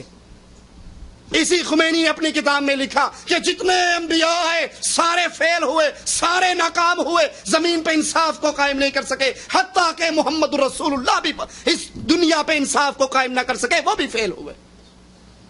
یہ لا الہ الا اللہ کے دشمن ہے، یہ ایمان کے دشمن ہیں، یہ عقیدے کے دشمن ہیں، یہ توحید کے دشمن ہیں، یہ عائشہ کے دشمن ہیں، یہ قرآن کے دشمن ہیں، یہ کسی لحاظ سے مسلمان نہیں ہے۔ اور جب یہ مسلمان نہیں ہے، پھر اسلام کی حکومت قائم کرتے ہوئے ان کے ہاتھوں میں ہاتھ کیسے ڈالے جا سکتے؟ ان سے تو برات ضروری ہے اہل ایمان کے لیے، ان سے اہل ایمان کے لیے ضروری ہے کہ وہ برات کریں۔ لیکن یہاں جماعت اسلامی پنجاب کے ڈائریکٹر، مرکزی شورا کے رکن سید اسد گیلانی ایران گئے، پھر انہوں نے کتاب لکھی عراق ایران جنگ، اس کے اندر لکھتے ہیں ایران کے اسلامی انقلاب نے ملت اسلامیہ ایران کو صدیوں کی نیند سے بیدار کر کے اسے آغاز اسلام کے مسلمانوں جیسا ایمانی جوش و جذبہ عطا کر دیا۔ یعنی نعوذ باللہ ایران کے شیعوں میں جو انقلاب کے بعد جذبہ آیا وہ ابو بکر، عمر و عثمان والا جذبہ تھا، ابتدائے مسلمانوں کے جو جذبات تھے وہ عطا کر دیے۔ امام خمینی کی قیادت نے ان میں روح حیدری و قراری پھونک دی، انہیں جنگ بدر و حنین کے مجاہدین اسلام کے نقش قدم پر چلنے کا فن سکھا دیا۔ جہاد اب ملت ایران کا راستہ ہے، شہادت اس ملت کی آرزو ہے۔ ایران کا انقلاب ایک اسلامی انقلاب ہے اور یہ پورے عالم اسلام کا سرمایہ ہے۔ اگر خدا نہ خواستہ کافر طاقتیں اسے ناکام کرنے میں کامیاب ہو گئی تو پھر اسلامی انقلاب اور اسلامی نظام کا نام لینا مشکل تر ہو جائے گا۔ پہلی بات کہ اللہ کی توحید کے دشمن لا الہ الا اللہ کو قائم نہیں کر سکتے، اور جب انسان اللہ کے دشمنوں کو ملتا ہے، توحید کی بنیادوں کو چھوڑتا ہے، پھر وہ کسی ایک شرک پہ بریک نہیں لگایا کرتا، وہ آگے سے آگے چلتا ہے۔ یہ ہمارے ہاتھ کے اندر نوائے وقت پاکستان کا روزنامچہ اخبار ہے، یہ اس کی تصویر موجود ہے۔ کوئی بھائی کہہ سکتا ہے کہ اخبار میں تو بندہ خبر لگوا سکتا ہے، خبر لگوا سکتا ہے، قبر پہ چادر چڑھاتے ہوئے کسی کی تصویر نہیں لگوا سکتا۔ میاں طفیل صاحب جماعت اسلامی کے ذمہ داران میں سے، اور پروفیسر غفور احمد صاحب وہ آئے، پروفیسر غفور طفیل نہیں بلکہ پروفیسر غفور صاحب وہ آئے اور بری امام کے دربار پہ انہوں نے چادر چڑھائی، اور چادر چڑھاتے کی تصویر نمایاں اخبار میں شائع ہوئی، اور انہوں نے دو ٹوک کہا کہ ہم جب یہاں پر اور پھر یہاں سے جو سڑک بنی ہوئی ہے، کہا یہ سڑک بہت ٹوٹی ہوئی ہے، جب ہم حکومت میں آئیں گے تو ہم آ کر یہاں سے ان تمام سڑکوں کو جو بری امام کے دربار کی طرف آ رہی ہیں، ٹوٹی ہوئی ہیں، ہم اس کو بالکل ٹھیک کر دیں گے۔ ان کی دستار بندی ہوئی، ان کو حلوہ کھلایا گیا دربار شریف کا، اور خطاب کرتے ہوئے فرمایا برسر اقتدار آنے کے بعد راول پنڈی سے امام بری کے مزار تک آنے والے راستے کو اسلام آباد کی سڑکوں کی طرح بنا دیا جائے گا۔ اب کسی کی قبر پہ چادر چڑھانا یہ شرک ہے۔ رسول اللہ صلی اللہ علیہ وسلم نے فرمایا دو آدمی، ایک مکھی کی وجہ سے ایک جنت میں گیا، ایک جہنم میں گیا۔ امام احمد نے اس کو روایت کیا، صحیح حدیث۔ صحابہ نے کہ اللہ کے نبی صلی اللہ علیہ وسلم یہ مکھی کا کیا چکر ہے؟ فرمایا دو مسافر گزر رہے تھے، ایک دربار پہ میلہ لگا ہوا تھا، کسی بت کا عرس تھا، انہوں نے پکڑ لیا اور کہا قرب لہ شیء، اس دربار پہ کوئی نظر دو، نظرانہ دو، نیاز دو۔ انہوں نے کہا مسافر ہیں، غریب الدیار، غریب الوطن، ہمارے پاس تو کچھ ہے نہیں، کیا دیں؟ انہوں نے کہا ولو بذباب، ایک مکھی دے دو۔ ہماری رسم ہے اس دربار شریف سے جو گزرے گا وہ کچھ نہ کچھ نیاز دے کر جائے گا، بغیر نیاز دیے جانے نہیں دیں گے۔ ایک نے مکھی ماری اور کہا یہ بابا جی کی نظر ہے، یہ بابا جی کی نیاز ہے، دے دی، اس کا راستہ چھوڑ دیا۔ جس کا راستہ مکھی کی نظر اس دربار پہ چڑھانے کی وجہ سے چھوڑ دیا گیا، اللہ نے اس کو جہنم میں داخل کر دیا۔ دوسرے نے کہا تو بھی، دوسرے کو کہا تو بھی دے، اس نے کہا نہیں، ایک مکھی بھی اگر نظر اور نیاز کے طور پہ دوں گا تو مکھی کے اللہ کے نام پر دوں گا، اس کے رب کے نام پر دوں گا، غیر اللہ کے نام پر مکھی کی نظر و نیاز نہیں دی جا سکتی۔ فقتلہ، اس کو قتل کر دیا گیا۔ جس نے مکھی دربار پہ نہ چڑھائی قتل ہو گیا۔ رسول اللہ صلی اللہ علیہ وسلم نے فرمایا دخل الجنہ، یہ اللہ کی جنت میں داخل ہوا۔ اللہ کے لیے سوچئے، اللہ کے لیے غور کیجئے، آپ سے چندہ مانگنے نہیں آیا، بھیک مانگنے نہیں آیا، اللہ کی توحید کی غیرت کو اپنے دل میں جگائیے۔ ایک مکھی دے کر دربار پہ غیر اللہ کی نیاز، بندہ جہنم میں داخل ہوتا ہے۔ پروفیسر غفور احمد جماعت اسلامی کے ذمہ دار ہیں، اخبار میں تصویر چھپی ہے، بابا بری امام اس کے دربار پر آ کر چادر پھولوں کی چڑھا رہے ہیں، پھولوں کی نظر و نیاز دے رہے ہیں۔ مکھی دے کے جہنم ملتی ہے، پھول دے کے چادر دے کے جنت مل جائے گی؟ یہ توحید کا خون ہے، یہ توحید پر چھریے اور کلہاڑے چڑھانے کے مترادف ہے کہ ہم نے لا الہ الا اللہ کو چھوڑ دیا۔ وہی بات جو سید مودودی نے پاکستان کے قیام سے پہلے کہی تھی کہ اس جمہوریت کے راستے عوام کا ایک عظیم مجمع اکٹھا ہو جائے اور سب کو اس لیے مسلمان مان لیا جائے کہ اب پیدائشی طور پہ مسلمان ہیں، ان کے ذریعے اسلام نہیں آ سکتا۔ جب انسان اس راستے پہ چلا تو توحید بھی چھوڑنی پڑی، درباروں پہ چکر بھی لگانے پڑے۔ اگر مسلمانوں کی حکومت قائم ہو جائے جیسے رسول اللہ صلی اللہ علیہ وسلم نے مکے میں قائم کی، سب سے پہلے علی سے کہا علی جاؤ، ہر پکی قبر کو توڑ دو، ہر تصویر کو مٹا دو، ہر بت کو گرا دو، بتوں کو توڑ دو، درباروں کو توڑ دو، پکی قبروں کو توڑ دو، قبروں پہ بنے ہوئے قبوں کو توڑ دو، تصویروں کو مٹا ڈالو۔ اور کوئی سمجھے کہ یہ گستاخی ہے تو یاد کرو یہ مورتیاں گھوڑے شاہ اور لسوڑی شاہ کی مورتیاں نہیں تھی، کھوتے شاہ اور بٹیرے شاہ اور تتر شاہ کی مورتیاں نہیں تھی، یہ مورتیاں، یہ تصویریں ابراہیم کی، اسماعیل کی، عیسیٰ کی، مریم کی علیہم السلام۔ لیکن اگر اللہ کی عبادت کے مقابلے پر انبیاء کے بت بھی بنا لیا جائے تو اسلامی حکومت پر واجب ہے کہ ان بتوں کو توڑ دیا جائے۔ لیکن جمہوریت کے اندر تو جو اکثریت کہے گی وہی آپ کو کہنا پڑے گا۔ اسی لیے بریلویوں کے ووٹ لینے کے لیے پروفیسر غفور احمد اسلام آباد کے دربار پہ گئے، میاں طفیل احمد علی حجویری کی قبر پہ چادر چڑھانے کے لیے پہنچے، اور پھر جب اس جمہوریت کے راستے پہ چل پڑے تو ہر کسی کے ووٹ تو برابر ہے نا، شیخ الحدیث کا ووٹ ہو یا ایک سکھ کا ووٹ ہو برابر ہے۔ اس نظام میں تولا جاتا ہے یا گنا جاتا ہے؟ اس نظام میں تو گنا جاتا ہے، تولا نہیں جاتا۔ اسی لیے نومبر 2000 کو منصورہ میں جماعت اسلامی نے سکھ یاتریوں کو عشائیہ دیا اور جماعت اسلامی کے مرکزی ترجمان امیر العظیم نے ان سے خطاب کیا اور امیر پنجاب حافظ محمد ادریس نے بھی ان سے خطاب کیا اور اپنے خطاب میں کہا کہ سکھوں کا اور ہمارا دشمن مشترک ہے. ہندو سکھوں کا اور ہمارا یعنی پاکستانیوں کا کشمیر کی بنیاد پر اور سکھوں کا خالصتان کی بنیاد پر. کہا سکھوں کا اور ہمارا دشمن مشترک ہے, درد مشترک ہے, اخلاقی قدریں ایک ہیں. سکھ اور مسلمان دونوں توحید کو ماننے والے ہیں, ان کا عقیدہ ایک ہے. نوائے وقت 18 نومبر سن 2000. وہ کفار جن سے برات ضروری تھی, جن سے علیحدگی ضروری تھی, وہ اہل شرک, وہ قبروں کے پجاری, وہ یا علی مدد کہنے والے, وہ یا رسول اللہ مدد کہنے والے, وہ کہنے والے بری بری سرکار بری, میری کھوٹی قسمت کر دے ہری. یہ مشرک, ان سے برات ضروری, ان سے علیحدگی ضروری. اور سید مودودی صاحب علیحدگی کا اعلان بھی کر چکے اس جمہوریت میں داخل ہونے سے پہلے کہ ان کو مسلمان نہیں مانا جا سکتا جنہوں نے حق کو حق نہیں سمجھا, باطل کو باطل نہیں سمجھا. لیکن جب جمہوریت میں آئے, دین کے قیام کے لیے غیر شرعی راستے کو اختیار کیا, تو پھر ہاتھ سے ایمان بھی گیا, دعوت توحید بھی گئی, لا الہ الا اللہ بھی گیا. اب کوئی سمجھے کہ آپ کلمہ پڑھنے والوں کو کافر کہہ رہے ہو, مشرک کہہ رہے ہو, تو آئیے سنیے. سعودی عرب کی لجنہ دائمہ للبحوث العلمیہ والافتاء, جس کے رئیس شیخ ابن باز رحمت اللہ علیہ, وہ فتویٰ صادر فرماتے ہیں. فتویٰ نمبر 6972 فرماتے ہیں جو شخص نماز پڑھے, روزے رکھے, ارکان اسلام پہ عمل کرے, نماز پڑھے, روزے رکھے, ارکان اسلام پہ عمل کرے, مگر اس کے ساتھ ساتھ مردوں کو, غیر حاضر بزرگوں کو, فرشتوں کو مدد کے لیے پکارے, یا علی مدد, یا جبرائیل مدد, یا فلاں اور فلاں مدد, وہ مشرک ہے.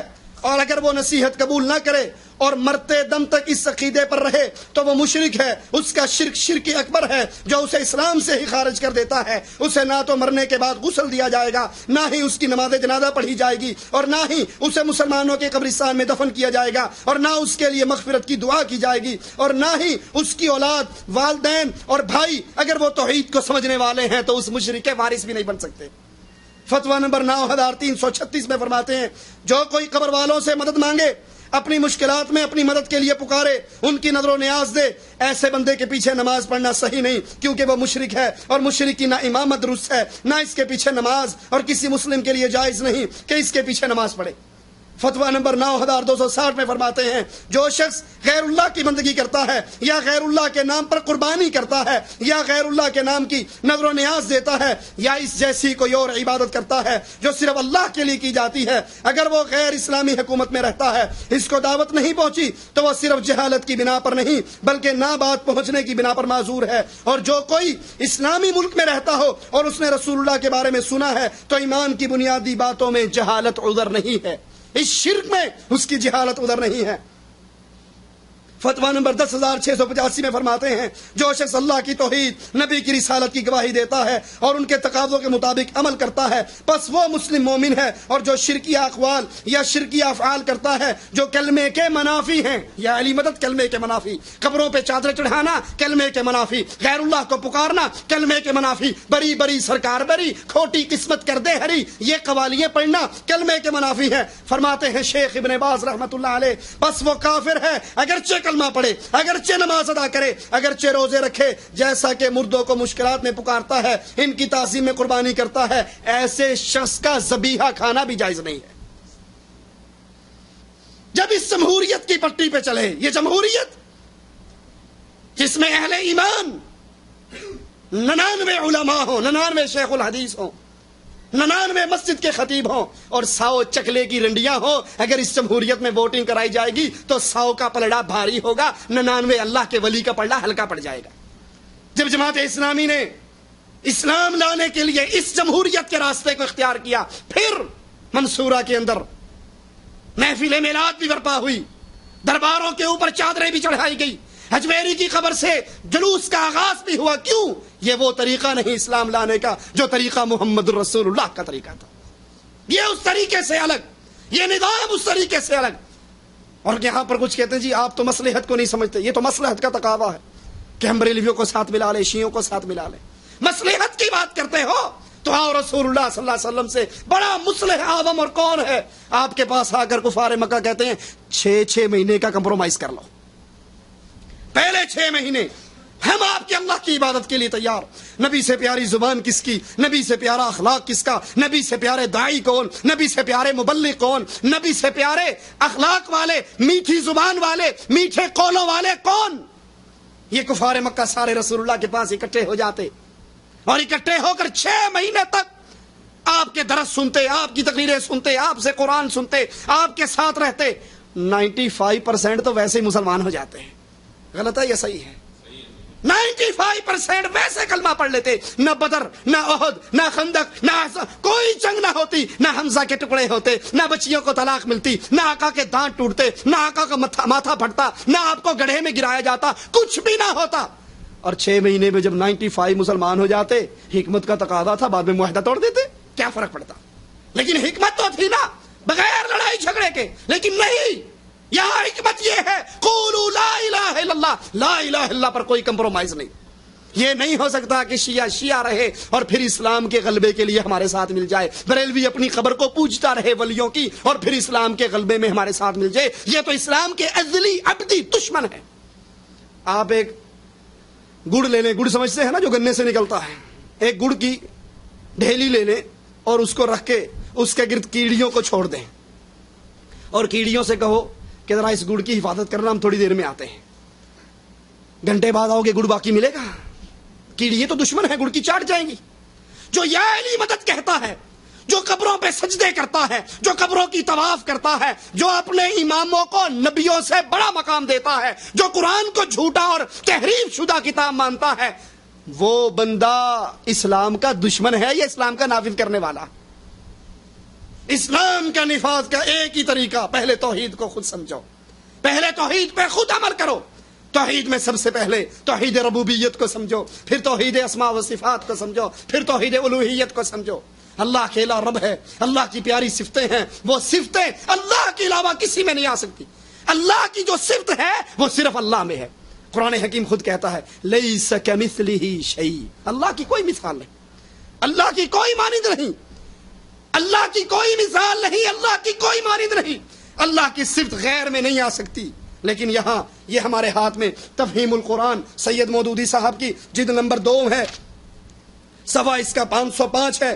505 صفحے پر قرآن حکیم کی ایک آیت کی تفسیر میں فَإِذَا سَوَّيْتُهُ وَنَفَخْتُ فِيهِ مِن رُوحِي فَقَعُوا لَهُ سَاجِدِينَ. اس کی شرح میں لکھتے ہیں، اس کا ترجمہ ہے اللہ اکبر، جب میں اسے پورا بنا چکوں اور اس میں اپنی روح سے کچھ پھونک دوں تو تم سب اس کے آگے سجدے میں گر جانا.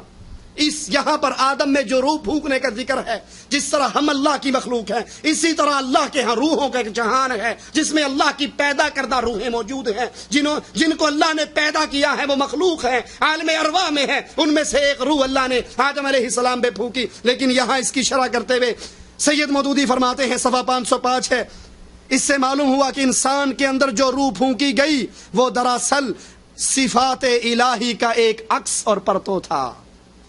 حیات، علم، قدرت، ارادہ، اختیار، دوسری جتنی صفات انسان میں پائی جاتی ہیں، جن کا نام، جن کے مجموعے کا نام روح ہے، یہ دراصل اللہ کی صفات کا ایک ہلکا سا عکس ہے.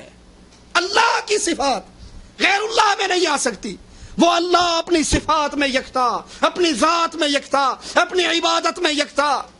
لیس کمثلہ شیء، اللہ کی کوئی مثال نہیں. سب سے پہلے توحید کو سمجھا جائے، توحید کی دعوت دی جائے، توحید کی بنیاد پر اختلاف پیدا کیا جائے، جیسے ابراہیم علیہ السلام نے کیا. قد کانت لکم اسوۃ حسنۃ فی ابراہیم، تمہارے لیے آئیڈیل ہے ابراہیم علیہ السلام کی زندگی. اذ قالوا لقومہم انا براء منکم ومما تعبدون من دون اللہ، ہم تم سے بری، تم ہم سے بری، ہم تم سے الگ، تم ہم سے الگ. کب تک؟ ہم تمہارے دشمن، تم ہمارے دشمن، ہم تمہارے منکر، تم ہمارے منکر. حتی تؤمنوا باللہ وحدہ، جب تک تم ایک اللہ کی توحید پہ ایمان نہ لے آؤ. غیر اللہ کو پکارنا، قبر والوں کو پکارنا، قبر والوں سے مدد مانگنا، یہی تو وہ شرک ہے جو کفار مکہ میں تھا. قرآن بیان نہیں کرتا ما نعبدهم الا ليقربونا الى الله زلفى، ہؤلاء شفعاؤنا عند اللہ، ہماری سنتا نہیں ہے، ان کی موڑتا نہیں ہے، ہماری ان کے آگے اور ان کی اللہ کے آگے۔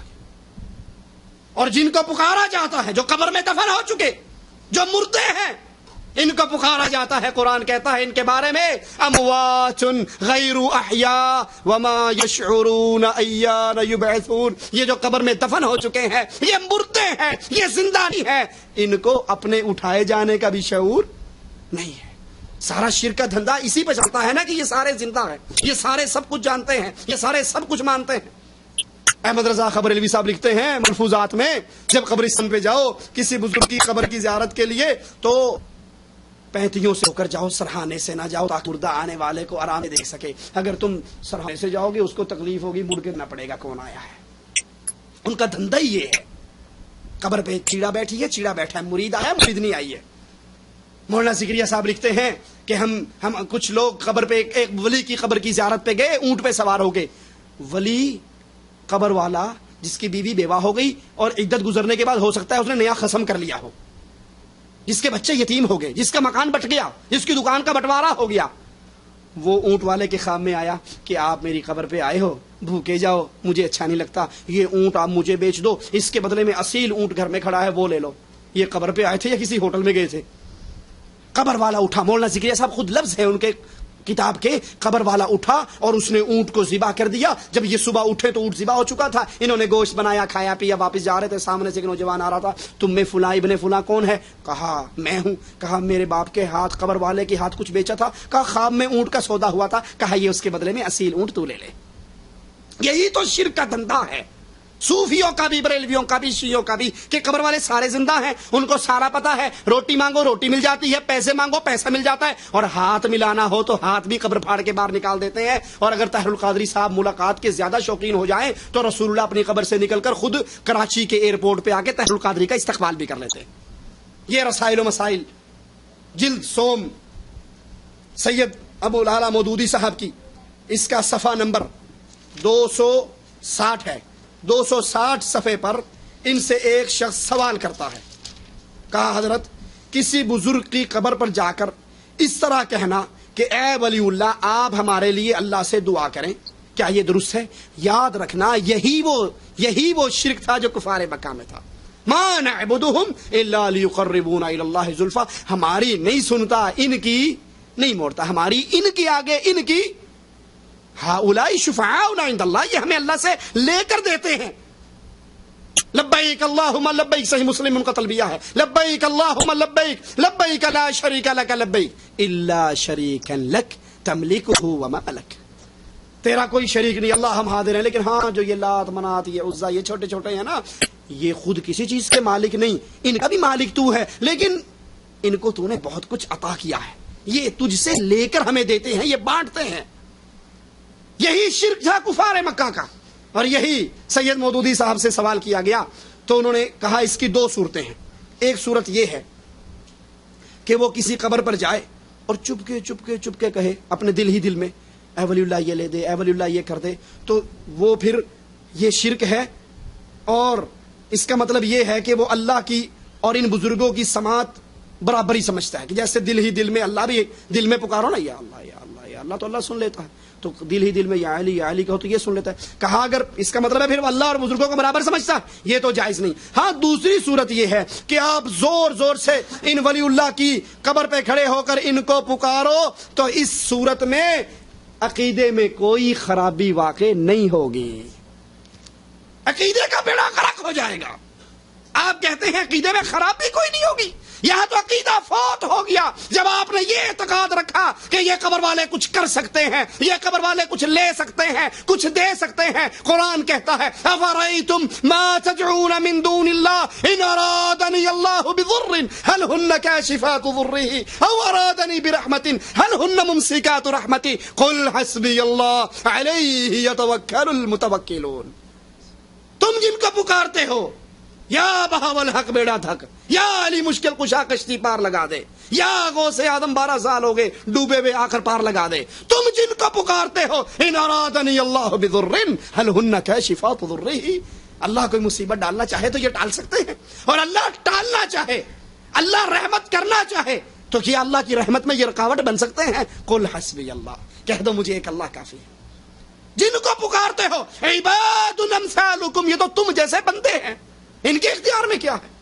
آپ ان کی قبر پہ کھڑے ہو کے زور زور سے پکارو تو آپ کے عقیدے میں فرق نہیں آئے گا، آپ کے عقیدے کے اندر شرک داخل ہوگا۔ اللہ سے دعا ہے اللہ ہماری خطاؤں کو معاف فرما دے، اللہ ہماری سیاہکاریوں کو معاف فرما دے، اللہ ہمیں توحید کا فہم عطا فرما دے، اللہ ہمیں ایمان کا فہم عطا فرما دے، اللہ ہمیں توحید کو ویسے سمجھنے کا سوچ اور فکر ہمارے اندر پیدا کر دے جیسے اس توحید کو رسول اللہ کے صحابہ نے سمجھا، اور پھر اس پر ویسے قائم رہنے کی توفیق دے جیسے نبی کے صحابہ قائم رہے، اور پھر جو اس توحید کو نہ مانے، جو اس توحید سے ٹکرائیں، اللہ ان سے ویسے ہی برات کی توفیق دے دے جیسے محمد رسول اللہ کے صحابہ نے اپنے مشرک رشتہ داروں سے برات کر دی۔ عمر ابن خطاب نے یہی تو کہا تھا، اے اللہ کے نبی ان دشمنوں سے جزیہ نہ لو، آج بدر کا دن ہے، فرقان کا دن ہے، مجھے میرے دو عثمان کو عثمان کے دے دو، ہم ان کی گردنیں کاٹ دیں تاکہ فرق ہو جائے۔ جو توحید کو سمجھ کے اس پر آ جاتا ہے اور اس کا مخالف، اس کا بے شک سگا بھائی کیوں نہ ہو، اگر وہ اللہ کی توحید کو نہیں سمجھتا تو اس سے کوئی رشتہ داری نہیں، اس سے کوئی کمپرومائز نہیں، نہ جہاد کے نام پہ، نہ سیاست کے نام پہ، نہ ووٹنگ کے نام پہ، نہ چندے کے نام پہ، نہ قربانی کی کھالوں کے نام پہ، ان سے کوئی کمپرومائز نہیں ہو سکتا۔ اللہ کے نبی کے ایک صحابی بدر میں آنے والے اپنے اس بھائی جو کافر تھا اور اس کو ایک مسلمان باندھ رہا تھا، اس کے پاس سے گزرے اور کہنے لگے اس کو ذرا زور سے باندھنا، اے میرے بھائی، باندھنے والے سے کہہ رہا ہے اے میرے بھائی اللہ کے دشمن کو ذرا زور سے باندھنا، اس کی ماں کے پاس بڑا مال ہے، ہمیں جزیے میں بہت کچھ ملے گا۔ تو جو سگا بھائی بند رہا تھا اس نے چیخ کر کہا میں تیرا بھائی ہوں، میں تیرا سگا بھائی ہوں، میں تیری ماں جایا ہوں، مجھے چھوڑ کر تو میرے دشمن کو بھائی کہہ رہا ہے۔ کہا نہیں، تو توحید کو نہیں سمجھتا، تو اللہ کے ساتھ شرک کرتا ہے، میرا تیرا کوئی رشتہ نہیں ہے، میرا بھائی تو وہ ہے جو لا الہ الا اللہ پڑھ لیتا۔ اقول قولی هذا واستغفر الله لي ولكم ولسائر المسلمين فاستغفروه انه هو الغفور الرحيم۔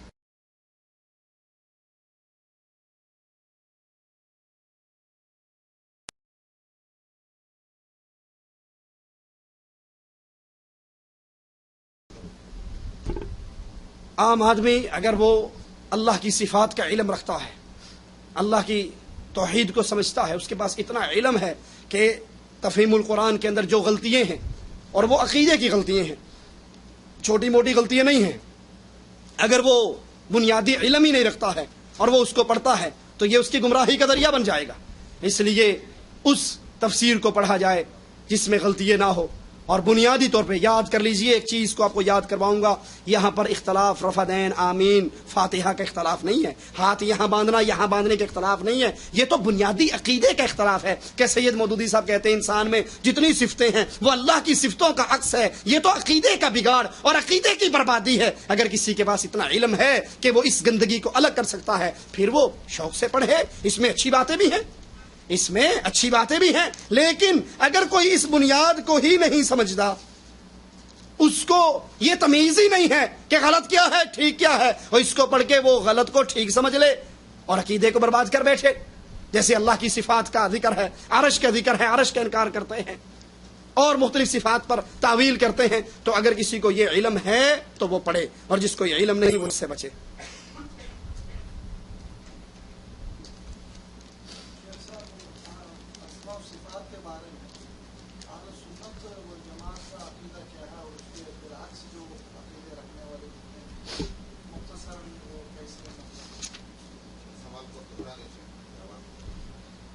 اسماء و صفات کے بارے میں اہل سنت کا کیا عقیدہ ہے اور اس کے مخالف عقیدے رکھتے ہیں ان کے کیا عقیدے ہیں؟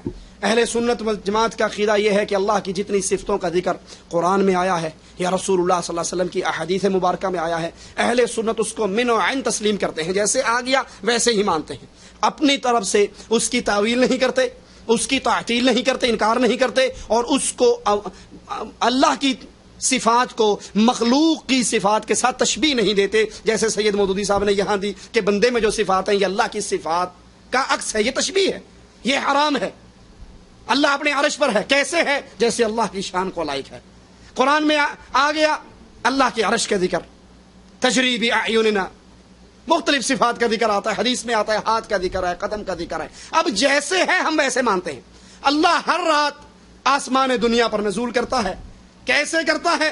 جیسے اس کی شان کو لائق ہے، اس کے لیے کوئی تشبیہ نہیں دی جا سکتی، جتنا آ گیا اتنا ہم مان لیتے ہیں۔ اہل سنت کے امام امام مالک رحمۃ اللہ علیہ فرماتے ہیں کہ اللہ کے عرش پہ مستوی ہونا ہمیں معلوم ہے، اس پر ایمان لانا واجب ہے، اس کے بارے میں سوال کرنا بدعت ہے، اس کی کیفیت مجہول ہے۔ اللہ اپنے عرش پر مستوی ہے، کیسے؟ اس کی مثال ہی کوئی نہیں، کیسے کہا جائے، اس کی کوئی مانند نہیں، لیس کمثلہ شیء، جیسے اس کی شان کو لائق ہے۔ یہ ہمارے ہاتھ میں تفہیم القرآن ہے، 6 جلد ہے، صفحہ 333 ہے۔ اس میں قرآن پاک کی ایک آیت کی تفسیر کرتے ہوئے لکھتے ہیں وَجَاءَ رَبُّكَ وَالْمَلَكُ صَفًّا صَفًّا، تو کہتے ہیں جاء ربک، اصل الفاظ ہیں جاء ربک، جن کا لفظی ترجمہ ہے تیرا رب آئے گا، لیکن ظاہر ہے اللہ کے ایک جگہ سے دوسری جگہ منتقل ہونے کا کوئی سوال پیدا نہیں ہوتا۔ یہ اللہ کی صفت کا تعطل کیا جا رہا ہے، اس کا انکار کیا جا رہا ہے کہ نہیں، اللہ تو ایک جگہ سے دوسری جگہ منتقل ہوتا ہی نہیں۔ حدیث بتاتی ہے، رسول اللہ فرماتے ہیں، قرآن کی اسی آیت کی شرح بن جاتی ہے وہ کہ حدیث میں آتا ہے اللہ عز و جل آخری پہر اپنے عرش معلیٰ سے آسمان دنیا پہ نزول کرتا ہے۔ کیسے؟ ہمیں شریعت نے نہیں بتایا، ہم کھریدتے نہیں ہیں، اس کے پیچھے نہیں لگتے، جتنی بات آ گئی اتنی بات پر ایمان لاتے ہیں۔ اللہ آتا ہے جیسے اس کی شان کو لائق ہے، اس کا انکار نہیں کرتے کہ نہیں وہ تو نہیں آئے گا یہاں، یا ویسے جہاں عرش کا ذکر ہوتا ہے وہاں پر ہم اس کا بھی انکار نہیں کرتے کہ عرش سے مراد جو ہے وہ تخت سلطنت ہے یا کچھ اور اس طرح کی چیز ہے، ہم اس کا انکار بھی نہیں کرتے۔ جس طرح آسمان سے آ گیا اللہ نے بتا دیا، قرآن میں آ گیا، ہمارا اس پر ایمان ہے۔ تعطیل کرنا بھی ناجائز ہے، تشبیہ دینا بھی ناجائز ہے، اور تاویل کرنا بھی ناجائز ہے۔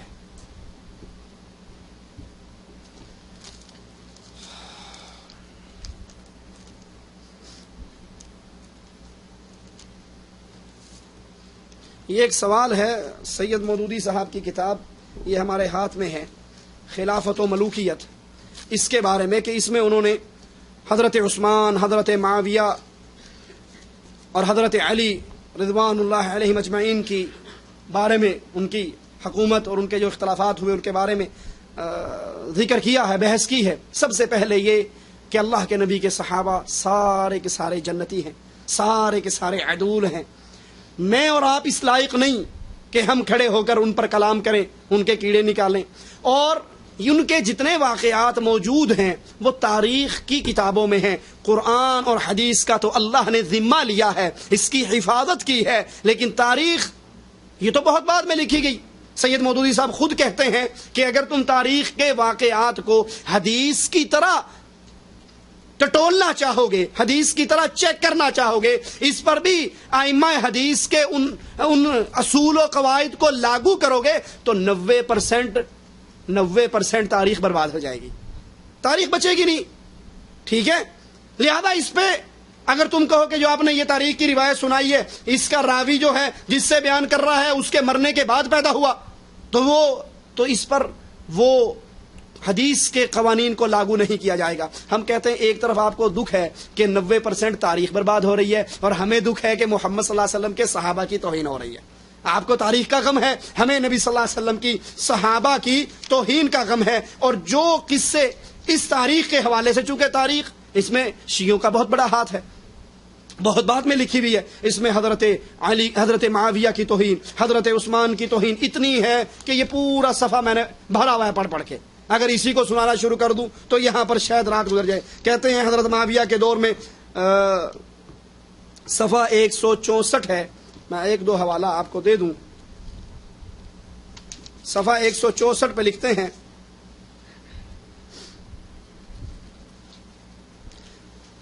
حضرت معاویہ کے 4 افعال ایسے ہیں، حضرت حسن بصری فرماتے ہیں حضرت معاویہ کے 4 افعال ایسے ہیں، اگر کوئی شخص ان میں سے کسی ایک کا ارتکاب بھی کرے تو وہ اس کے حق میں مہلک ہے۔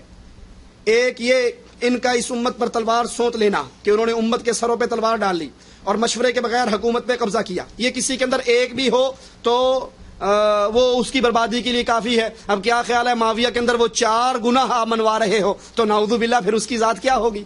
اور اس کی اساس ساری تاریخ ہے حضرت عثمان کے بارے میں کہتے ہیں عثمان نے اپنے قریبیوں کو کسی کو 5 لاکھ درہم دے دیے، کسی کو کتنے درہم دے دیے۔ حضرت معاویہ نے اپنے ہاتھ سے مسلمان قتل کیے، حضرت معاویہ نے حضرت علی پر لعنتیں کی، خطبے کے اندر لعنت کرنا شروع کر دی، اور مختلف چیزیں، مختلف بکواسات جو تاریخ کے ذریعے صحابہ پر کی گئی، جس کا اصل مقصد کیا تھا شیعوں کا کہ جب صحابہ کی ذات اور خاصتاً عثمان اور معاویہ کی ذات پر داغ اور دھبے لگ جائیں گے تو معاویہ قرآن کا کاتب ہے، عثمان نے قرآن کو نشر کیا ہے، جب ان دو کی ہستی ہی خراب ہو گئی تو جو قرآن لکھا گیا ان کے ذریعے وہ کیسے محفوظ رہے گا؟ اصل سازش یہ ہے۔ لیکن یہاں پر سید مودودی صاحب نے جو بہت بڑی ٹھوکر کھائی اور ظلم کیا اہل سنت پر، وہ یہ کہ حضرت عثمان اور معاویہ کے خلاف تاریخ میں جتنی غلط باتیں منقول تھی وہ ساری کی ساری انہوں نے بڑے تم طراق سے پیش کی کہ معاویہ نے یوں کیا، پیسے سے لوگوں کو خریدا، فلاں کیا۔ لیکن جب وہی معاملہ حضرت علی کے بارے میں آیا تو فوراً کہتے ہیں کہ تاریخ میں 2 طرح کے واقعات ملتے ہیں، ایک واقعہ حضرت علی کی شان کے خلاف ہے اور ایک واقعہ حضرت علی کی حمایت میں ہے، ان کی شان میں ہے۔ صفحہ 347 پہ لکھتے ہیں جب دونوں طرح کی روایات موجود ہیں اور سند کے ساتھ بیان ہوئی ہیں تو آخر ہم ان روایات کو کیوں نہ ترجیح دیں جو حضرت علی کے مجموعی طرز عمل سے مناسبت رکھتی ہوں، اور خواہ مخواہ وہی روایات کیوں قبول کریں جو ان کی ضد نظر آتی ہوں۔ ہم بھی یہی کہتے ہیں کہ آپ نے علی رضی اللہ عنہ وارضا کے لیے جو پیمانہ مقرر کیا ہے وہ پیمانہ عثمان اور معاویہ کے لیے کیوں نہیں کیا؟ عثمان اور معاویہ کے لیے بھی وہی پیمانہ مقرر کیجئے جو آپ نے علی کے لیے کیا ہے، علی کے لیے کوئی اور پیمانہ۔ عثمان و معاویہ کو آپ ظالم، قاتل اور اللہ کی پوری حدود کو تبدیل کرنے والا بنا دیں۔ اگر اس تاریخ پہ بھروسہ کر لیا جائے، میں آپ کو تاریخ سے ایسے واقعات دکھاتا ہوں کہ رسول اللہ صلی اللہ علیہ وسلم بیت اللہ کے اندر نماز پڑھ رہے اور نماز پڑھتے ہوئے انہوں نے قرآن حکیم کی ایک آیت کی تلاوت کی، اور آیت کی تلاوت کرتے ہوئے انہوں نے یہ آیت پڑھی افرأیتم اللات والعزی ومناة الثالثة الاخرى۔ یہ پڑھنے کے بعد پھر انہوں نے ان کی تعریف کے جملے اللہ کے نبی کی زبان سے لات منات عزا کے لیے نکلے۔ جب آپ نے سجدہ کیا کفار و مشرکین خوش ہو گئے، آپ کے ساتھ سجدہ ریز ہو گئے۔ کیا تاریخ کی اس روایت کو بھی مانو گے؟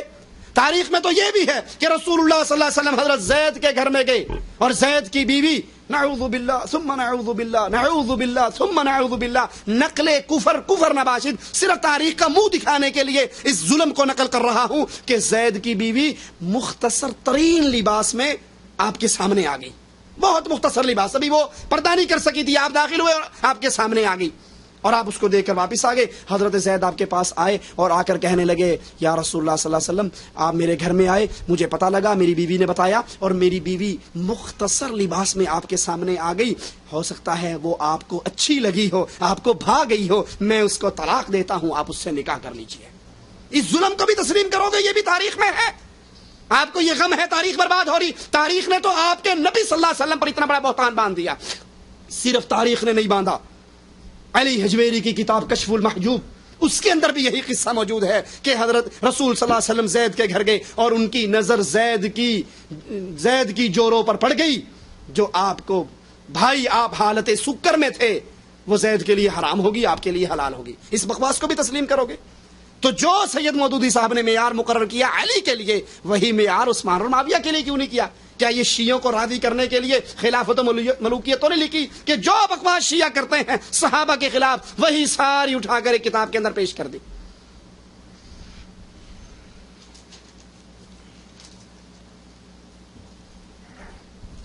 داڑھی کے بارے میں سوال ہے کہ اس کو بڑھانا چھوڑ دینا فرض ہے؟ یہ سنت ہے، لیکن رسول اللہ صلی اللہ علیہ وسلم کا حکم ہے، امر ہے، اور امر وجوب کے لیے آتا ہے، واجب ہونے کے لیے آتا ہے۔ آپ نے فرمایا واعفوا اللحى، اپنی داڑھیوں کو معاف کرو، اپنی داڑھیوں کو لٹکاؤ، وفروا اللحى، اپنی داڑھیوں کو بڑھاؤ، زیادہ کرو، ان کو چھوڑ دو۔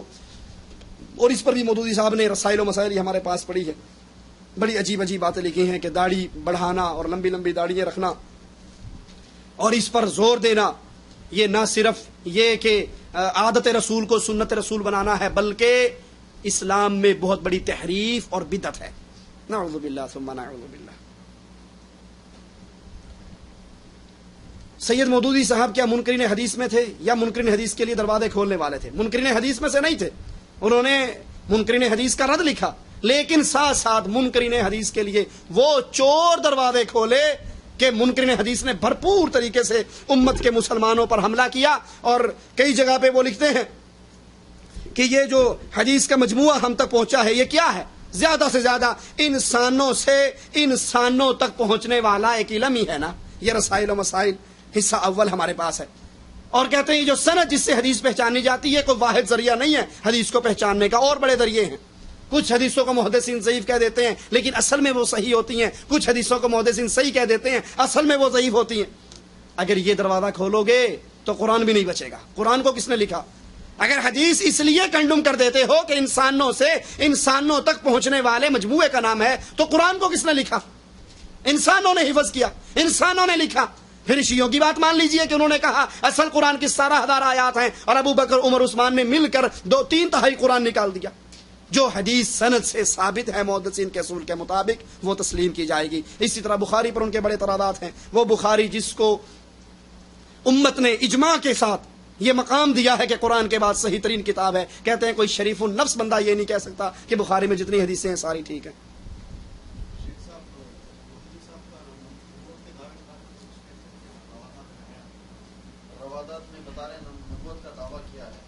میرے علم میں نہیں.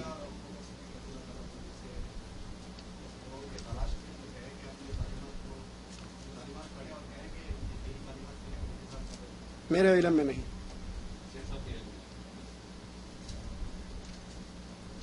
کیا جماعت اسلامی کے علاوہ تمام دوسری جماعتیں غیر اسلامی ہیں؟ بھائی کوئی بھی جماعت ہو، نام سے کچھ نہیں ہوتا. یہ نام تو آپ رکھ لو، میں رکھ لوں، کوئی بھی رکھ لیں. جو جماعت توحید پر کاربند ہے، موٹا سا اصول یاد کر لیں. پہلی بات لا الہ الا اللہ کو خود سمجھتی ہے، اس کے کارکن لا الہ الا اللہ کو سمجھتے ہیں، نمبر 1. پھر اس لا الہ الا اللہ کی بنیاد پر اتفاق اور اتحاد اور اختلاف پیدا کرتے ہیں. ان کا اتحاد و اتفاق اس توحید کی بنیاد پر ہوتا ہے اور اس کی وہ دعوت دیتے ہیں. نہ وہ چندے کے لیے مشرکوں کو ساتھ لگاتے ہیں، نہ ووٹ کے لیے مشرکوں کو ساتھ ملاتے ہیں، نہ قربانی کی کھالوں کے لیے مشرکوں کو ساتھ ملاتے ہیں، نہ الیکشن میں سیٹوں کے لیے کبھی پیپل پارٹی سے، کبھی ایم آر ڈی سے، اور کبھی نون لیگ سے، اور کبھی قاف لیگ سے. کسی سے وہ اتحاد نہیں کرتے. وہ کہتے ہیں قولوا لا الہ الا اللہ. اس توحید کو مانو گے تو کام چلے گا. جو یہ عقیدے رکھتی ہے وہ اسلامی ہے، اور جو یہ عقیدے نہیں رکھتی وہ شیعوں کو بھی بھائی کہتی ہے، بریلویوں کو بھی بھائی کہتی ہے. وہ 1000 دفعہ نام جماعت اسلامی کا لیبل لگا لے، اس کے اندر اسلام نہیں ہے. اقامت دین کے لیے جماعت اسلامی میں رہ کر ہی کام کرنا ہے؟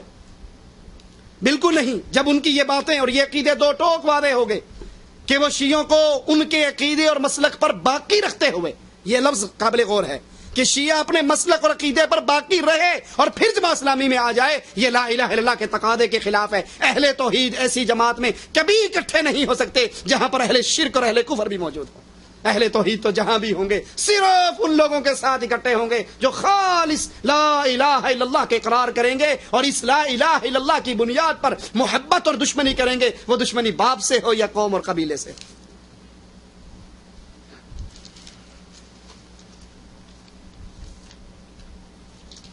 کوئی جماعت یہ دعویٰ کر سکتی ہے کہ وہی حق پر ہے؟ جو توحید پر ہے، رسول اللہ کی اتباع پر ہے، وہ حق پر ہے. جس نے ملاوٹ کر رکھی ہے وہ حق پر نہیں ہے. سلف صالحین اور اہل سنت والجماعت کا عقیدہ کیا تھا؟ کیا وہ الگ الگ تھے؟ سلف صالحین سے مراد ہمارے صحابہ کرام، تابعین، تبع تابعین، محدثین، یہ سارے سلف صالحین ہیں اور یہی اہل سنت ہیں جن کے ہاتھ میں قرآن اور حدیث. رسول اللہ صلی اللہ علیہ وسلم نے فرمایا ترکت فیکم امرین لن تضلوا ما تمسکتم بہما کتاب اللہ و سنتی. 2 چیزیں دے کر جا رہا ہوں، اللہ کا قرآن اور میری سنت. قیامت تک اگر اس کو تھامے رکھو گے گمراہ نہیں ہوگے. جو اس قرآن و سنت میں کسی کے فہم کو داخل کر دے، اگر ہم بھی آپ سے یہ کہنا شروع کر دیں سید مودودی کو چھوڑو اور نذیر حسین دہلوی کی بات مان لو، سید مودودی کو چھوڑو اور امام بخاری کی بات مان لو، امام مسلم کی بات مان لو، فلاں کے پیچھے چل پڑو، فلاں کے پیچھے، تو ہم بھی پھر ان جیسے ہی ہو گے. سچ وہ ہے جو یہ دعویٰ کرے کہ ہر بندہ انسان ہے، غلطی کا پتلا ہے، وہ سید مودودی ہو، وہ قاسم نانوتوی ہو، وہ رشید احمد گنگوہی ہو، وہ محدث نذیر احمد دہلوی، کوئی ہو، سب غلطی کے پتلے ہیں. سب سے غلط بھی اور ٹھیک بھی کہا جا سکتا ہے. اگر غلطیوں سے پاک ہے تو محمد رسول اللہ. ہر کسی کی بات لی جا سکتی ہے ٹھوکر ماری جا سکتی ہے، سید مودودی کی بات کو سینے سے بھی لگایا جا سکتا ہے اور ٹھوکر بھی ماری جا سکتی ہے، لیکن محمد صلی اللہ علیہ وسلم کی ہر بات کو سینے سے لگایا جائے گا، ٹھوکر نہیں ماری جائے گی۔ وہ بات آپ کی عقل میں آئے یا نہ آئے، جیسے سید مودودی صاحب نے، یہ ہمارے ہاتھ میں رسائل و مسائل ہے، اس کے اندر ان سے سوال کیا جاتا ہے دجال کے بارے میں، صفحہ اس کا 35 ہے، اور 35 صفحے پہ ان سے سوال کیا جاتا ہے کہ ایک شخص سوال کرتا ہے اور 3-4 سوالات لکھ کر بھیجتا ہے، 4 سوال ہیں، ان میں چوتھا سوال یہ ہے، کانا دجال کے متعلق مشہور ہے کہ وہ کہیں قید ہے، تو آخر وہ کون سی جگہ ہے؟ آج تو دنیا کا کونا کونا انسان نے چھان مارا ہے، پھر کیوں کانے دجال کا پتہ نہیں چلتا؟ رسائل و مسائل حصہ اول صفحہ 35 اس کا جواب دیتے ہیں۔ یہ کانا دجال وغیرہ صفحہ 37 پر جواب ہے، ترجمان القرآن رمضان شوال 64 ہجری ستمبر اکتوبر 1945 کے حوالے سے۔ یہ کانا دجال وغیرہ تو افسانے ہیں جن کی کوئی شرعی حیثیت نہیں ہے، ان چیزوں کو تلاش کرنے کی ہمیں کوئی ضرورت نہیں ہے، عوام میں اس قسم کی جو باتیں مشہور ہیں ان کی کوئی ذمہ داری اسلام پر نہیں ہے، اور ان میں سے کوئی چیز اگر غلط ثابت ہو جائے تو اس سے اسلام کو کوئی نقصان نہیں پہنچتا۔ اب سوال کرنے والا بھی باز نہیں آیا، اس نے پھر سوال کر دیا کہ جناب کسی نے آپ سے سوال کیا تھا، کانے دجال کے متعلق مشہور ہے کہ وہ کہیں قید میں ہے، تو آخر وہ کون سی جگہ ہے؟ آج دنیا کا کونا کونا انسان نے چھان مارا ہے، پھر کیوں کانے دجال کا پتہ نہیں چل رہا؟ اس کا جواب آپ نے یہ دیا، کانا دجال وغیرہ تو افسانے ہیں جن کی کوئی شرعی حیثیت نہیں، لیکن جہاں تک مجھے معلوم ہے کم از کم 30 حدیثیں دجال کا تذکرہ کرتی ہیں، صحیح بخاری، مسلم، ابو داؤد، ترمذی اور فلاں فلاں کتابوں میں یہ روایات ہیں۔ سائل نے پھر سوال کر دیا، اب پھر جواب دیتے ہیں، اب جواب کا رنگ بدل گیا۔ کہا میں نے جس چیز کو افسانہ قرار دیا وہ یہ خیال ہے کہ دجال کہیں قید ہے، حالانکہ اوپر وہ موجود ہے کہ کانا دجال وغیرہ تو افسانے ہیں، لیکن جب انہوں نے حدیثوں کا حوالہ دیا تو فوراً بدل کے کہتے ہیں میں نے جس چیز کو افسانہ قرار دیا وہ یہ خیال ہے کہ دجال کہیں قید ہے۔ باقی رہا یہ امر کے فتنہ دجال برپا ہونے والا ہے، تو اس کے متعلق نماز میں بھی دعائیں مانگتا ہوں۔ اب یہ بات کہ دجال کا کہیں قید ہونا افسانہ ہے، رسول اللہ صلی اللہ علیہ وسلم کسی بات کا حکم دے وہ حدیث ہوتی ہے، محدثین کے نزدیک آپ کوئی کام کر کے دکھائیں وہ بھی حدیث ہوتی ہے، اور آپ کے سامنے کوئی کام کیا جائے، قولی حدیث، فعلی حدیث، تقریری حدیث، آپ کے سامنے کوئی کام کیا جائے یا کوئی لفظ کہے جائیں اور آپ اس کی تصدیق کریں، اس کا انکار نہ کریں، کیونکہ اگر غلط بات ہوگی تو آپ انکار کر دیں گے نا۔ جیسے حدیث میں آتا ہے، آپ بیٹھے ہوئے ایک صحابی نے کہہ دیا ماشاء اللہ و شیخ، جو اللہ چاہے جو رسول اللہ چاہے، آپ نہیں چپ کر سکے، فوراً کہا وہ کیا ہے، یہ نہ کہ بلکہ یہ کہ ماشاء اللہ وحدہ، جو صرف اللہ چاہے وہ ہوتا ہے، میں اور اللہ مل کے چاہوں، اجعلتنی للہ ندا، تو نے مجھے رب کے برابر بنا دیا۔ نبی غلط بات پہ خاموش نہیں ہو سکتے۔ اور ابو داؤد میں تمیم داری کی روایت تفصیلی ہے جس کے اندر وہ آ کر کہتے ہیں، اللہ کے نبی پورا قصہ سناتے ہیں، عیسائی عالم تھے مسلمان ہونے سے پہلے، انہیں کسی نے سنایا، وہ جزیرے پہ گئے، وہاں پہ سمندر میں طوفان آیا، جزیرے پہ پہنچے، وہاں ایک عورت تھی، آگے ایک محل تھا، محل میں داخل ہوئے، وہاں دجال تھا، اس نے سارا قصہ رسول اللہ صلی اللہ علیہ وسلم کو سنایا۔ اگر یہ غلط ہوتا آپ اس کی تکذیب کر دیتے، آپ اس کا رد کر دیتے، بلکہ آپ نے وہ کھڑے ہو کر سنا اور آ کر پھر اپنے صحابہ کو سنایا۔ جو آپ کے سامنے پیش ہو آپ اس کا رد نہ کریں، وہ تقریری حدیث ہے۔ ایک صحابی نے فجر کی نماز کے بعد 2 سنتیں ادا کی، آپ نے پوچھا یہ کیا کیا؟ کہا جی میری نماز رہتی تھی، سنتے میں پہلے نہیں پڑھ سکا تھا۔ آپ چپ ہو گئے، جس عمل کو دیکھ کے آپ چپ ہو جائیں وہ تقریری حدیث بن جاتا ہے۔ کوئی حضرات کہتے ہیں کہ جی یہ تو اللہ کے نبی نے صرف نقل کیا نا، آپ نے اس کی تصدیق تو نہیں کی، آپ نے اس کو صحیح جانا تو نقل کیا، غلط ہوتا تو رد کر دیتے۔ تو یہاں کہتے ہیں کہ جو اس کا قید ہونا ہے یہ افسانہ ہے، رسول اللہ صلی اللہ علیہ وسلم کی باتیں اور آپ کی زبان سے نکلی ہوئی تصدیقات کی باتیں افسانے نہیں ہوا کرتے، یہ رسول جو بولتا ہے اللہ کی وحی سے بولتا ہے۔ اسی طرح ایک اور مقام پر اس سے کھل کر مزید وضاحت کے ساتھ لکھتے ہیں ترجمان القرآن کے اندر سید مودودی صاحب کہ یہ جو دجال وغیرہ کی باتیں ہیں، حضور کو اپنے زمانے میں، یہ ترجمان القرآن ربیع الاول 1365 ہجری کا، حضور کو اپنے زمانے میں یہ اندیشہ تھا کہ شاید دجال آپ کے عہد ہی میں ظاہر ہو جائے یا آپ کے بعد کسی قریبی زمانے میں ظاہر ہو، لیکن کیا 1350 برس کی تاریخ نے ثابت نہیں کر دیا کہ حضور کا یہ اندیشہ صحیح نہ تھا۔ اب ان چیزوں کو اس طرح نقل و روایت کیے جانا کہ گویا یہ بھی اسلامی عقیدے ہیں، نہ تو اسلام کی صحیح نمائندگی ہیں، نہ اسے حدیث کا صحیح مفہوم کہا جا سکتا ہے۔ جیسے میں عرض کر چکا ہوں، اس قسم کے معاملات میں نبی کے قیاس و گمان کا درست نہ نکلنا ہرگز منصب نبوت پر طعن کا موجب نہیں بنتا۔ فیصلہ آپ خود کر لیجئے۔ کیا امام بخاری شافعی تھے؟ امام بخاری اور امام تھے، امام شافعی اور امام تھے بھائی۔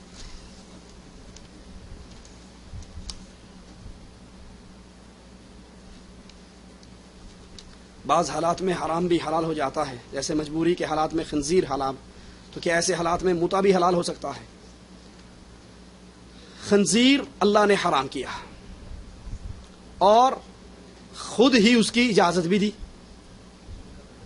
تم پر حرمت علیکم المیتۃ والدم، تم پر مردار حرام ہے، خون حرام ہے، خنزیر حرام ہے، لیکن جو کوئی مجبور ہو جائے، غیر باغین ولا عاد، نہ باغی ہو نہ جان کے گناہ کرنے والا ہو، وہ پھنس جائے زندگی بچانے کے لیے، زندگی بچانے کے لیے وہ اس میں سے کھا کر چند لقمے اپنی زندگی کو بچا سکتا ہے، اس میں سے کھا کر اپنی زندگی کو بچا سکتا ہے۔ اب موتے کو رسول اللہ صلی اللہ علیہ وسلم نے حرام قرار دیا، قیامت تک کے ہر لیے حرام ہے۔ اللہ نے خنزیر کو حرام دیا تو ساتھ اس کی ایک صورت حلال کی بیان کر دی، لیکن موتا کے حلال ہونے کی کوئی صورت حدیث رسول علیہ الصلوۃ والسلام میں ہمارے سامنے اور ہمارے علم میں نہیں ہے۔ ہاں، سید مودودی صاحب نے ایک صورت نکالی ہے، وہ فرماتے ہیں کہ کوئی شخص جہاز میں سفر کر رہا ہو اور جہاز میں سفر کرتے کرتے وہ جہاز شکار ہو جائے طوفان کا، طوفان آ جائے اور طوفان میں وہ پھنس جائے، اور پھنسنے کے بعد وہ ایک ایسے جزیرے پہ جا کر پہنچے جس جزیرے پہ کوئی انسان نہ ہو، کوئی دنیا نہ ہو، کوئی انسان اور دنیا وہاں پہ نہ ہو، صرف اکیلا ایک بندہ اور ایک عورت، یہ دونوں وہاں پر پہنچ گئے۔ آبادی بھی ان کے قریب نہیں ہے، قرب و جوار میں کوئی آبادی نہیں، ایک پھٹے پر بیٹھ کے اکیلے پہنچے ہیں۔ اب وہاں پہنچ کے کوئی مولوی نہیں نکاح پڑھانے والا، کوئی کچھ نہیں، تو اگر یہ آپس میں ایجاب و قبول کر کے ہم بستری کر لیں اور اپنا معاملہ چلاتے رہیں تو کیا حرج ہے؟ اب یہ طوفان کوئی دنیا میں آیا آج تک؟ آن دی ریکارڈ بہت ساری چیزیں ہیں۔ مودودی صاحب کے اپنے ذہن میں کہیں طوفان آ کے پھٹا ٹوٹ گیا ہو تو الگ بات ہے، آن دی ریکارڈ ایسا کوئی وجود نہیں۔ پھر عقل بھی سلامت ہے ہماری، ایک مرد ہے ایک عورت ہے، ایک چھوکرا ایک چھوکری، دو ہی ہیں، طوفان آیا ٹوٹا، وہاں پہنچے، قرب و جوار میں آبادی بھی نہیں ہے، انہیں نہ کھانے پینے کی فکر ہوگی، نہ انہیں رات کے سونے کی فکر ہوگی، نہ ان کو جنگلی جانوروں سے بچاؤ کی فکر ہوگی، نہ ان کو روٹی پانے کی فکر ہوگی، نہ ان کو یہ فکر ہوگی کہیں گاؤں میں پہنچے سب سے پہلے یہی فکر چڑھی ہوگی کہ پہلے ایک کام تو مکائیے نا، اگلا پھر دیکھیں گے۔ نعوذ باللہ ثم نعوذ باللہ۔ اور اسی بنیاد کو اٹھا کر شیعوں نے پھر لکھا کہ ایک بہت بڑے اہل سنت عالم نے یہ اس طرح کی صورت پیش کی ہے، اور شیعہ حضرات بھی انہی حالات میں متے کو جائز کہتے ہیں۔ تو یہ صرف ان کو راضی کرنے کے لیے، جیسے یہ خلافت و ملوکیت پوری شیعہ حضرات کو راضی کرنے کے لیے لکھی گئی، اسی طرح یہ مسئلہ بھی جو بیان کیا گیا وہ شیعہ حضرات کو راضی کرنے کے لیے۔ اب اس پوری کتاب میں شیعہ حضرت معاویہ کو کافر کہتے ہیں، حضرت یزید کو کافر کہتے ہیں، نعوذ باللہ حضرت عثمان کو کافر کہتے ہیں، اور اس پوری کتاب میں معاویہ اور عثمان کی ایسی گھناؤنی شکل پیش کی گئی ہے تاریخ کے حوالوں سے، نعوذ باللہ ثم نعوذ باللہ، کہ وہ گند جو اس کے اندر پیش کیا گیا ہے، ایک عام آدمی کے بارے بیان کیا جائے تو انسانیت شرما جائے گی، کجا قرآن کے نقل کرنے والے کے بارے میں یہ کچھ لکھا جائے۔ کس کو راضی کرنے کے لیے؟ شیعوں کو راضی کرنے کے لیے۔ خلافت و ملوکیت سید مودودی صاحب نے۔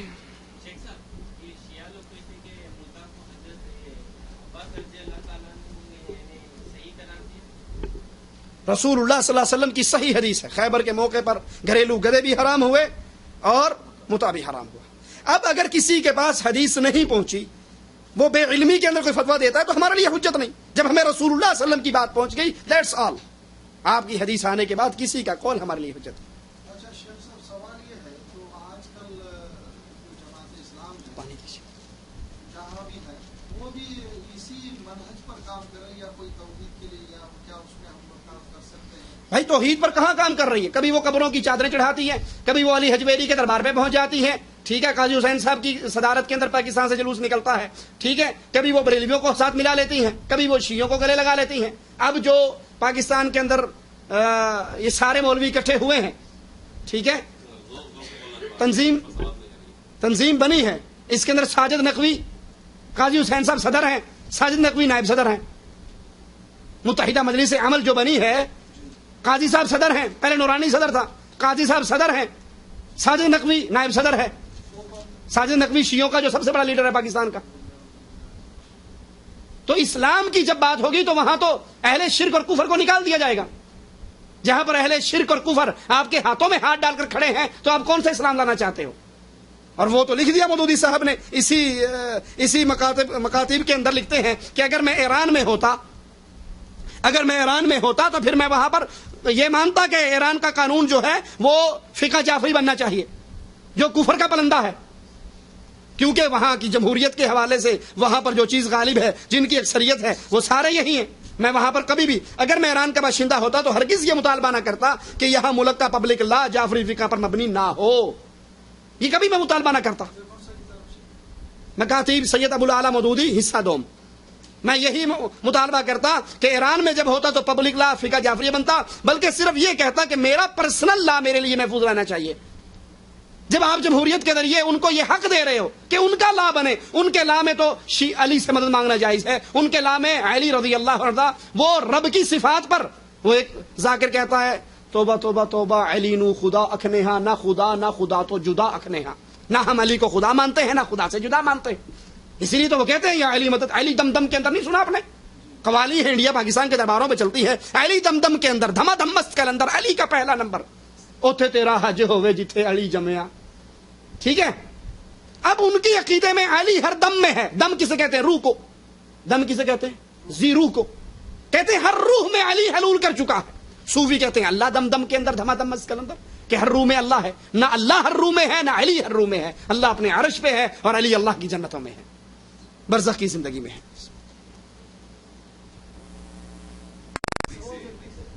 سوال یہ ہے کہ کوئی یہودی یا عیسائی عالم آپ کی جب قرآن کی وحی ہوتی تھی تو وہ لکھا کرتا تھا، معاملہ یہ نہیں ہے، وہ مسلمان ہو گیا تھا اور پھر وہ آپ کے لیے کچھ لکھا کرتا تھا اور پھر بعد میں مرتد ہو گیا، اور جب وہ اپنے باسیوں کے پاس گیا اور اس نے وہاں جا کر کہا کہ نعوذ باللہ ثم نعوذ باللہ، محمد صلی اللہ علیہ وسلم کے لیے جو کچھ میں لکھتا تھا وہی پڑھ پڑھ کے لوگوں کو سناتے تھے، انہیں اور کسی چیز کا پتہ نہیں تھا، اللہ کے نبی کی یہ توہین کی، تو وہ مر گیا۔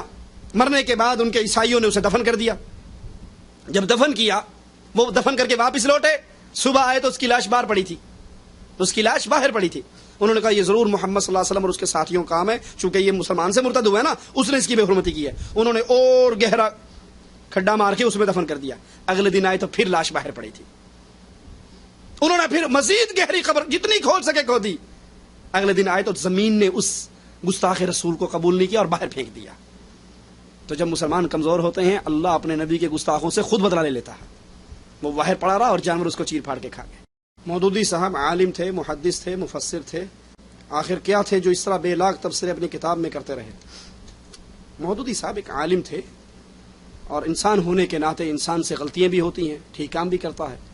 انہوں نے تفسیر قرآن کے اندر قبر پرستی کا رد بھی کیا ہے، ٹھیک ہے، اور پھر اس کے بعد وہ اپنا ان سے غلطیاں بھی ہوئی ہیں۔ نہ وہ محدث تھے نہ وہ مفسر تھے، ایک عالم تھے جن کی بات کچھ باتیں ٹھیک بھی ہیں اور کچھ باتیں غلط بھی ہیں۔ انسان چاہے اللہ پر ایمان لائے یا انکار کرے، اللہ کو سجدہ کرے یا پتھر کو، عمدن کرے، وہ دراصل اللہ ہی کی عبادت کر رہا ہے۔ کہتے ہیں تفہیمات کے اندر یہ عبارت موجود ہے، اگر یہ الفاظ ہیں کہ انسان چاہے اللہ پر ایمان لائے یا اللہ کا انکار کرے، اللہ کو سجدہ کرے یا پتھر کو کرے، انسان عمدن کرے لیکن وہ اللہ کی عبادت کر رہا ہے، تو پتھروں کو سجدہ کرنے والا اللہ کی عبادت نہیں کر رہا۔ اگر یہ عبارت ہے اس میں تو یہ عبارت غلط ہے۔ یہی تو صوفیہ کہتے ہیں، پھیک کنکر نکلے شنکر، جتنے کنکر اتنے شنکر، ہر چیز میں وہ اللہ مانتے ہیں۔ اگر یہ عبارت ہے تو یہ غلط ہے، میرے پاس نہیں ہے۔ کہتے ہیں اولین اسلام کا جو شورا کا نظام تھا اس کی ایک سدھری ہوئی شکل جمہوریت تھی، جمہوریت ہے۔ ہے پیارے بھائی، جمہوریت کی تعریف ہی نہیں جانتے پھر آپ۔ Government of people, by the people, for the people, it call democracy. بندوں پر بندوں کی حکومت، بندوں کے ذریعے، اس کا نام جمہوریت ہے۔ Government of people, by the people, for the people, it call democracy. بندوں کی حکومت، بندوں کے اوپر، بندوں کے ذریعے، یہ جمہوریت ہے۔ اور مالی کیا کہتا ہے؟ قل اعوذ برب الناس ملک الناس الہ الناس.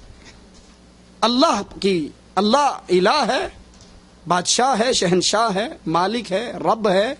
بندوں پر بندوں کی حکومت نہیں، بندوں پر بندوں کے رب کی حکومت، رب کے قانون کے مطابق. یہ اسلام ہے. جمہوریت تو ابتدا سے اسلام کے ساتھ یوں ٹکر کھاتی ہے. جمہوریت اور اسلام یوں ہے.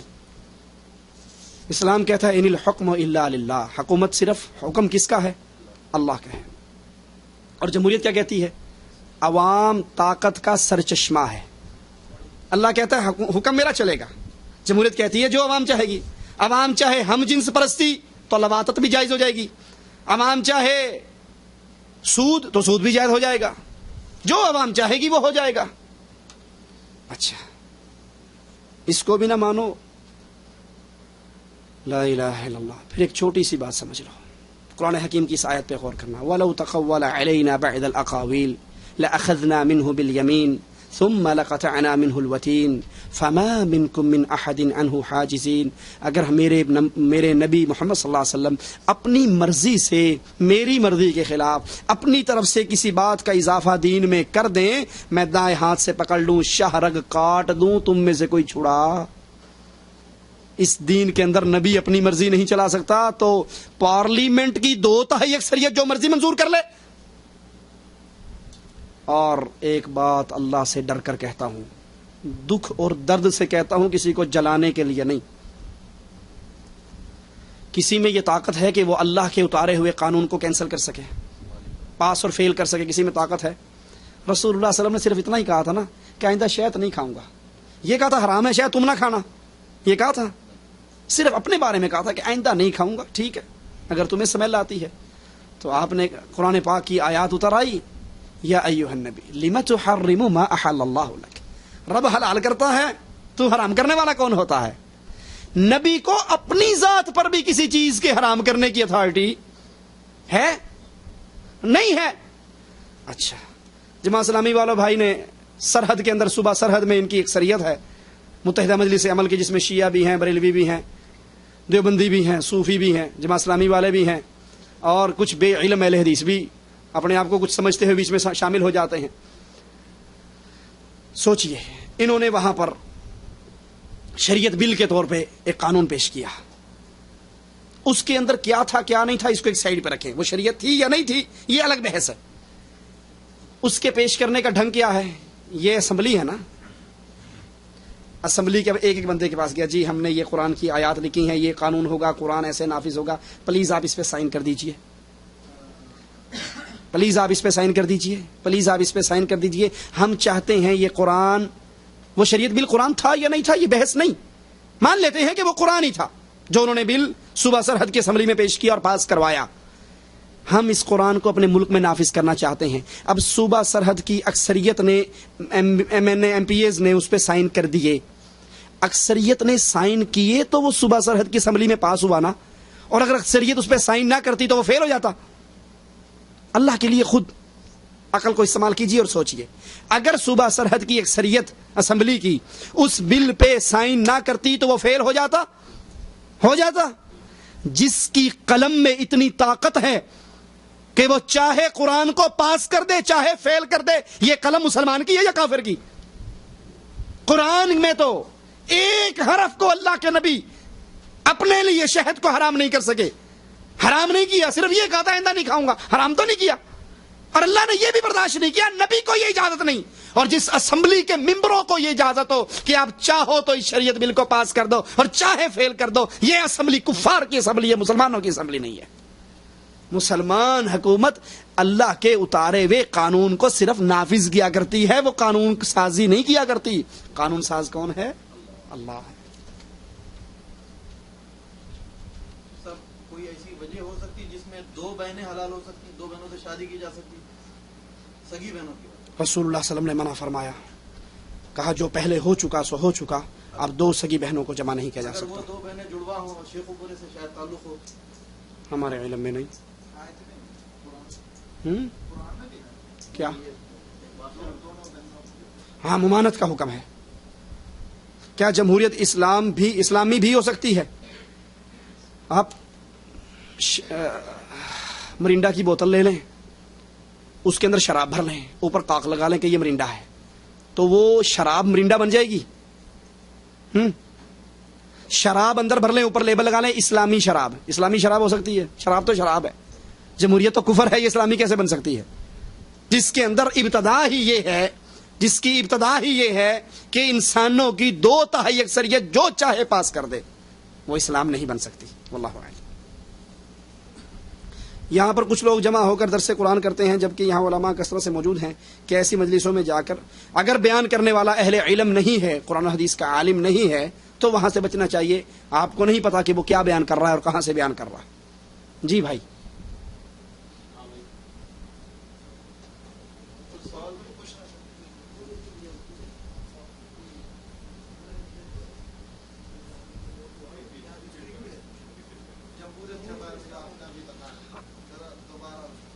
جمہوریت کے بارے میں پوچھ رہے ہیں، تو جمہوریت اسلامی نہیں ہو سکتی۔ یہ جمہوریت انگریزوں کا بنایا ہوا قانون ہے، یہود و نصارہ کا بنایا ہوا قانون ہے، جس کی ایک ایک شق اسلام سے ٹکرا رہی ہے۔ اسلام کہتا ہے جو آپ سے مطالبہ کرے حکومت کا اسے نہ دو، عہدہ کوئی مانگے اسے نہ دو، وہ اس قابل نہیں ہے۔ اور جمہوریت میں کہتے ہیں آپ کے قیمتی ووٹوں کا حقدار صرف میں ہی ہوں۔ ٹھیک ہے، اس کی ایک ایک چیز کو لے کر چلیں، اسلام سے ٹکراتی ہے۔ اسلام میں رائے صرف اہل علم سے لی جاتی ہے، اور یہاں نالیاں صاف کرنے والے کا بھی اتنا ہی وزن ہے ووٹ کا جتنا ایک اسکالر کا ہے۔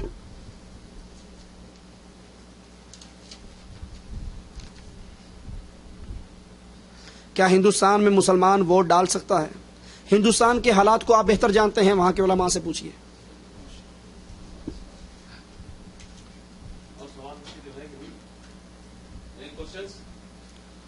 نہیں ہے تو ختم کیجیے۔ سبحانک اللہم وبحمدک، اشہد ان لا الہ الا انت، استغفرک۔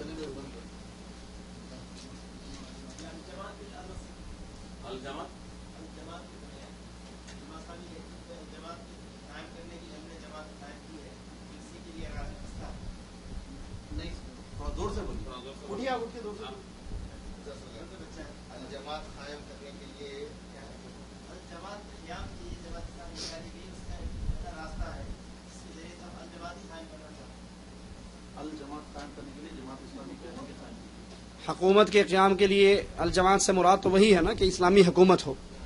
تو اسلامی حکومت کا قیام ہمیشہ توحید کی بنیاد پر ہوتا ہے، اہل شرک سے برات کی بنیاد پر ہوتا ہے، اور جب تک کسی جماعت کے منشور میں اہل شرک سے برات موجود نہ ہو، وہ اسلام کی حکومت قائم کرنے کا دعویٰ نہیں کر سکتی، نہ ہی وہ اسلام کو غالب کر سکتی ہے، کیونکہ اس نے اسلام کی بنیادی چیز توحید کو گرا کر شیعوں کو بھی ساتھ ملا لیا ہے، بریلویوں کو بھی ساتھ ملا لیا ہے، درباروں پہ چادریں چڑھانی بھی شروع کر دی ہے، اپنے منصورے کے اندر 12 ربیع الاول کی میلاد منانی بھی شروع کر دی ہے۔ تو وہ جمہوریت کے اس چکر میں پڑھ کے اسلام کے بنیادی عقائد سے ہی دور ہو چکی ہے، تو وہ اسلام کا نفاذ کیا کرے گی؟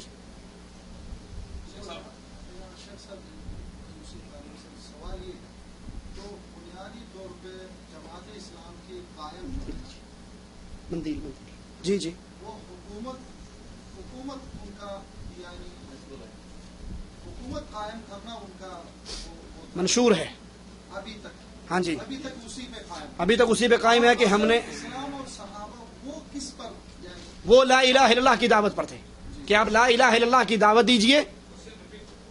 سوال یہ ہے کہ جماعت اسلامی ابھی تک اس بنیاد پہ قائم ہے کہ ہم نے حکومت قائم کرنی ہے۔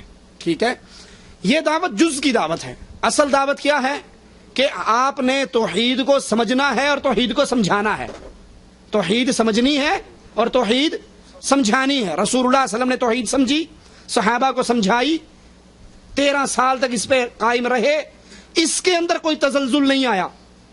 اللہ نے اپنی رحمت سے مدینے کی حکومت عطا فرما دی۔ لیکن اگر صرف حکومت لینے ہی مقصد ہوتا تو وہ تو مشرکین مکہ پہلے دے رہے تھے کہ آپ عرب کے سردار بن جاؤ، تو عرب کے ہاں تو رواج ہے کہ سردار کی بات مانتے ہیں، آپ سرداری قبول کر لیتے اور جو کہتے عرب کرتے جاتے۔ آپ نے کہا نہیں، ان کا لڑکی چاہیے وہ لے لو، آپ نے کہا نہیں، ان کا مال چاہیے وہ لے لو، آپ نے کہا نہیں، آپ نے کہا قولوا لا الہ الا اللہ۔ تو توحید کی دعوت بنیادی دعوت ہے۔ جب اللہ پر ایمان اور دعوت توحید بنیادی ہے تو کبھی بھی ان دعوت توحید کو ماننے والا اسمبلیوں میں نہیں بیٹھ سکتا، جمہوریت کے اندر شامل نہیں ہو سکتا کہ یہاں درباروں سے جلوس نکالنے پڑتے ہیں۔ یہاں پر بندے کو قانون سازی کا حق دیا جاتا ہے جو اللہ عز و جل کا حق ہے. تو آپ کی اور ہمارے ذمہ توحید کو سمجھنا، توحید کو سمجھانا، توحید کی بنیاد پر پیار و محبت کی فضا، حزب اللہ اور حزب شیطان بنانا. جو یا اللہ مدد کہے گا وہ حزب اللہ میں ہے، اور جو یا علی مدد کہے گا وہ حزب الشیطان میں ہے. حزب الشیطان حزب اللہ کا دوست نہیں بن سکتا. اسلام کا دفاع کے لیے، پروٹیکشن کے لیے، ڈیفینس کے لیے دوسرے توحید کرنے ہیں، شرک والے ہیں یا دوسرے کے ساتھ کس بنیاد پر ان کے ساتھ اکٹھے ہوگا؟ مثال دیتا ہوں میں آپ کو. ابھی ہمارے انڈیا پاکستان کے اندر سوال یہ ہے کہ اسلام کی ڈیفنس کے لیے، اسلام کی حفاظت کے لیے ایسے لوگوں کے ہاتھ میں ہاتھ ڈالنا اور ان کے ساتھ مل کے کوشش کرنا جن کے عقیدوں میں شرک ہے، بدعقیدگی ہے. میں آپ کو اس کی بڑی تازہ مثال دیتا ہوں. ڈنمارک کے شیطانوں کافروں نے ہمارے نبی رسول اللہ صلی اللہ علیہ وسلم کی توہین کی. ٹھیک ہے، میں ان دنوں پاکستان گیا ہی تھا. جب آغاز ہوا تو میں یہیں پر تھا، پھر میں پاکستان گیا 1 مہینے کے لیے. تو وہاں پر سب نے مل کر جلوس نکالے ڈنمارک کے خلاف. جماعت اسلامی بھی اس میں آگے ہے، دیوبندی بھی ہیں، بریلوی بھی ہیں، شیعہ بھی ہیں، شرابی کبابی سارے ہی ہیں بغیر کسی تقسیم کے. ٹھیک ہے، وہاں پر جلوس نکلے. ڈنمارک والوں نے رسول اللہ کی توہین کی نا. اللہ کے رسول کی توہین بڑا جرم ہے یا اللہ کی توہین بڑا جرم ہے؟ بڑا موٹا سا کامن سینس کی باتیں ہیں. اب آپ نے جلوس نکالا جس میں شیعہ بھی آ گئے، جس میں بریلوی بھی آ گئے، جس میں صوفی بھی آ گئے، جس میں موحدین بھی آ گئے. ہم نے کبھی اب یہ بڑا خطرناک مسئلہ ہے لہذا اس مسئلے پر کمپرومائز کر کے چلو. جب آپ سارے لے کے چلے تو انہوں نے درمیان میں نعرہ حیدری یا علی، نعرہ رسالت یا رسول اللہ، اور علی حجویری کے قبر سے جلوس کا آغاز ہوا. اب یا علی مدد کہنا اللہ کی توہین نہیں. آپ تو نکلے تھے رسول اللہ کی توہین کا بدلہ لینے کے لیے اور خود اللہ کی توہین کروا رہے ہو. اگر اللہ طاقت دے دے تو گستاخ رسول کا کام تمام کر دینا یہی ہے. ٹھیک ہے، اس ایسے ایشو وہ کسی مظلوم کی مدد ہو، وہ کسی مظلوم کی مدد ہو، یا وہ کسی کافر کے خلاف جلوس ہو، یا وہ الیکشن ہو، یا قربانی کی کھالیں اور چندہ لینا ہو، کسی بھی ٹاپک پر اللہ کے دشمن کے ساتھ اکٹھے ہو کر ایسے ماحول میں جہاں اللہ کے دشمن کو اجازت ہے کہ وہ نعرے لگائے، وہ شرکیہ الفاظ کہے، وہ شرکیہ نعتیں پڑھے، اور آپ کو چونکہ یہ مصلحت ہے خاموش ہو جاؤ.